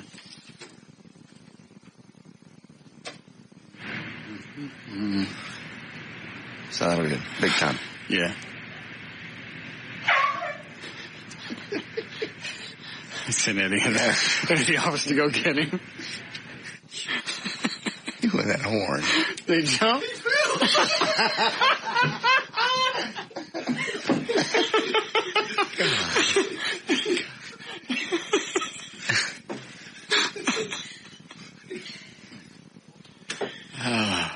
All right.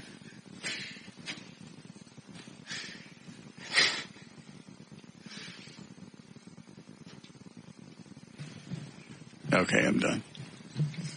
And it feels like it's almost out of here. It's not either. It's not even. Well, Eddie and I we were using the lot Saturday. All right.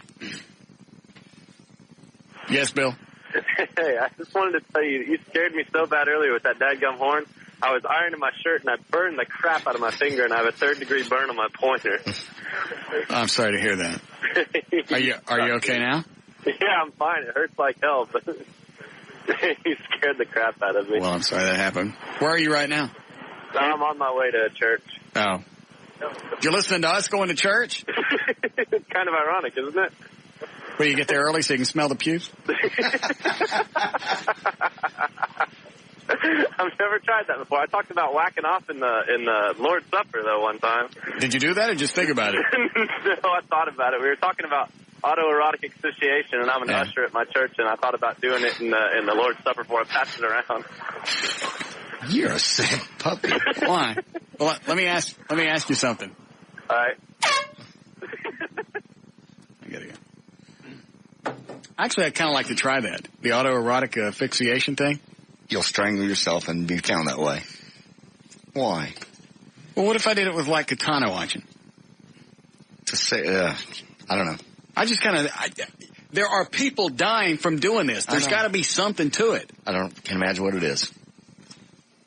Can women do that? I don't know. I don't know what the trigger mechanism is other than maybe adrenaline. Yeah, and in fact, they say the first time you do it, it's better to actually have a woman do it to you or you do it to a woman.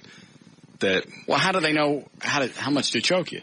Well, it's a trust factor, and that takes part of the chance out of it is she's substantially smaller than you, so you could probably knock her off. But they say be doing the whole thing and then have her choke you right as it gets closer.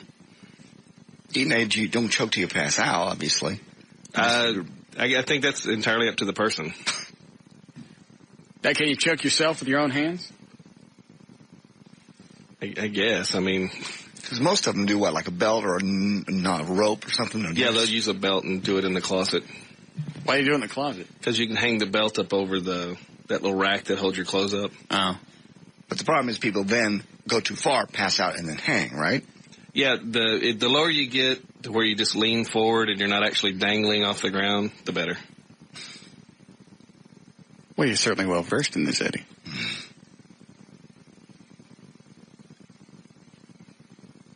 I got that same look on my face.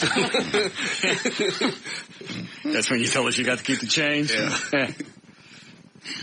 Have you ever done that, Katana? Have you ever choked anybody? No. See the pictures I put up of you on my website? Yeah. I figured since you can't get your own damn website up. Talk to Chris. He's got it now. Chris at VertBiz? Yeah. How long before Katana Storm is up? Okay. Because nobody knows what you look like because you can't get your own damn website up. Do you know you could have been selling stuff on that for the past month and making God knows how much many times you've been on? And you did Stern too, right? They plug your website there? See? And nothing's on it. That's stupid. You crazy Asian chicks. Did you work up a spitwad for me?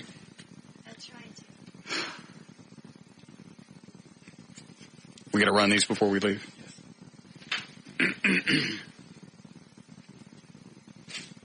Come over here. Put one of your boobs out. I'm going to show you how to do this. Oh. What? You're going to spit on her? Yeah. Oh. Isn't this erotic? Yeah. It's erotic when she did it to me last week. I didn't watch that. You ready? Sure. All right.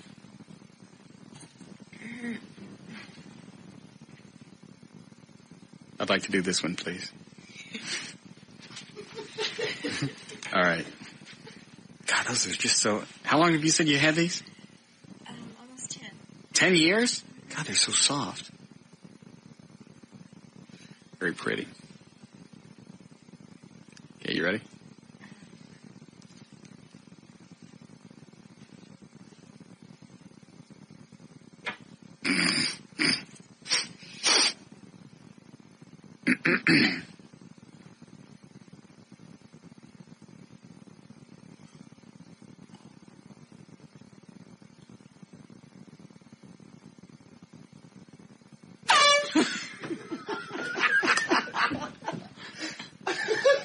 Funny every time. We'll be back with the Russ Martin Show.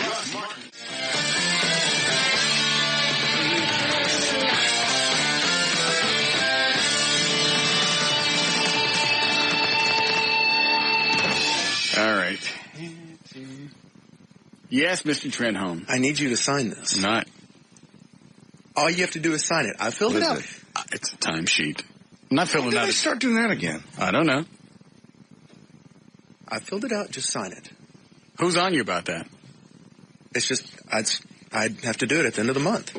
You've been doing it? Yeah. Who did it before you? Bob McNeil. Oh. What makes him do it? Who signed it before? They didn't have to be signed before. They've gone to their third system now. And Jesus.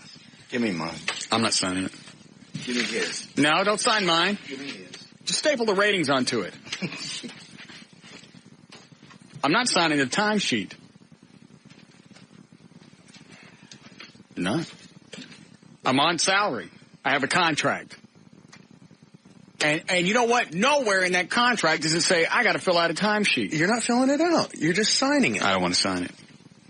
All right, give it to me. Give me the pen.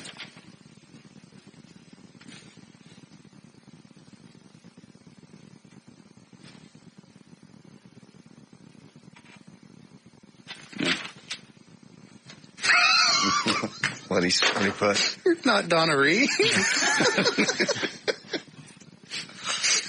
You're not Donna Reed. So. No, you're right. They didn't say you had to sign it with your name. They just said sign it. Thank you. If there's a way to get around something and be a little imp, you'll do it. Was it some kind of ethnic term? No. Imp? No, imp means troublemaker. Oh. Impish. Okay. All right. Let's see if there's anything else before we go. I can't think of anything. So the police and fire parade is coming off very well. Almost 20 departments so far confirmed. Almost 20 departments confirmed. And what date we picked? June 28th? June 28th, Saturday, starting at the American Airlines Center. All right. And I said this Friday. If you're in a department and we haven't emailed you, it doesn't mean, or faxed you, it doesn't mean you're not invited. It means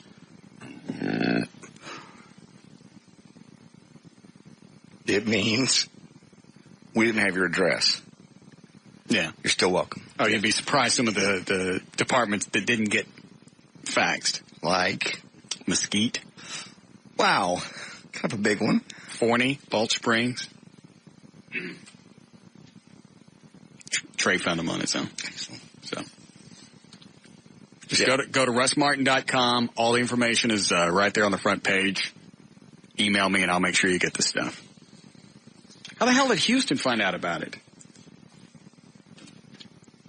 Honestly, from what I've gathered, there is a cop in Houston that is a Batman fan, and he saw on the 1966 Batmobile site. Yeah.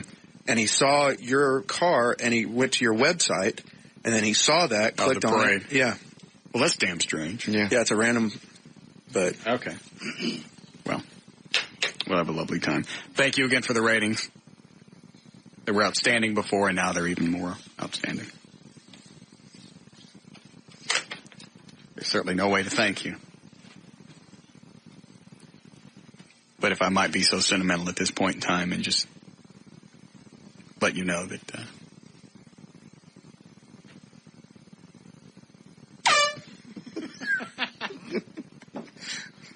that is impish.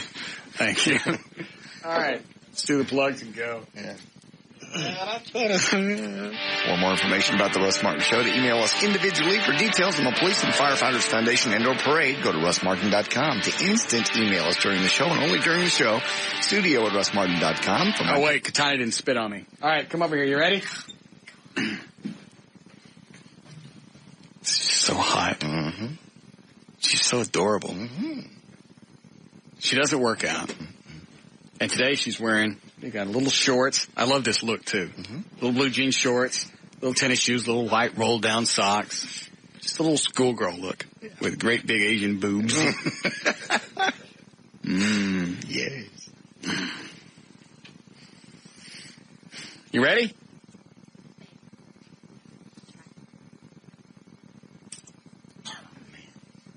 What? Taking it out again. Just to go close every show for a while, you're getting spit on. Yeah. I like it. Apparently getting into it. She can do anything she wants to me.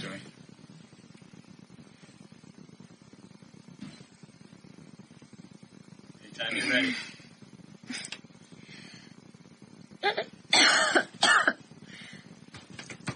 Thank you. Oh. Don't make me laugh.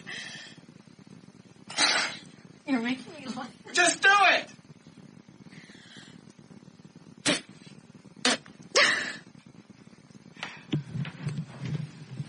I got more lube in prison.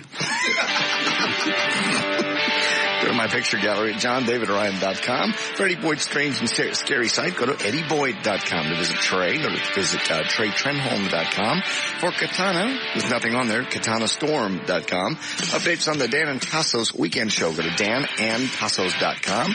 Limousine service provided by Ultimate Limousines, contact George at limogeorge.com. And let's see, the official site for the Talk the Rocks is live1053.com. See, it's running out. Good. See smoke come out of it? Good. Must be empty. I was wrong. You love it, Cody. Hate that. You know why? Why? I'm an empty. You are. Bye. See you guys tomorrow.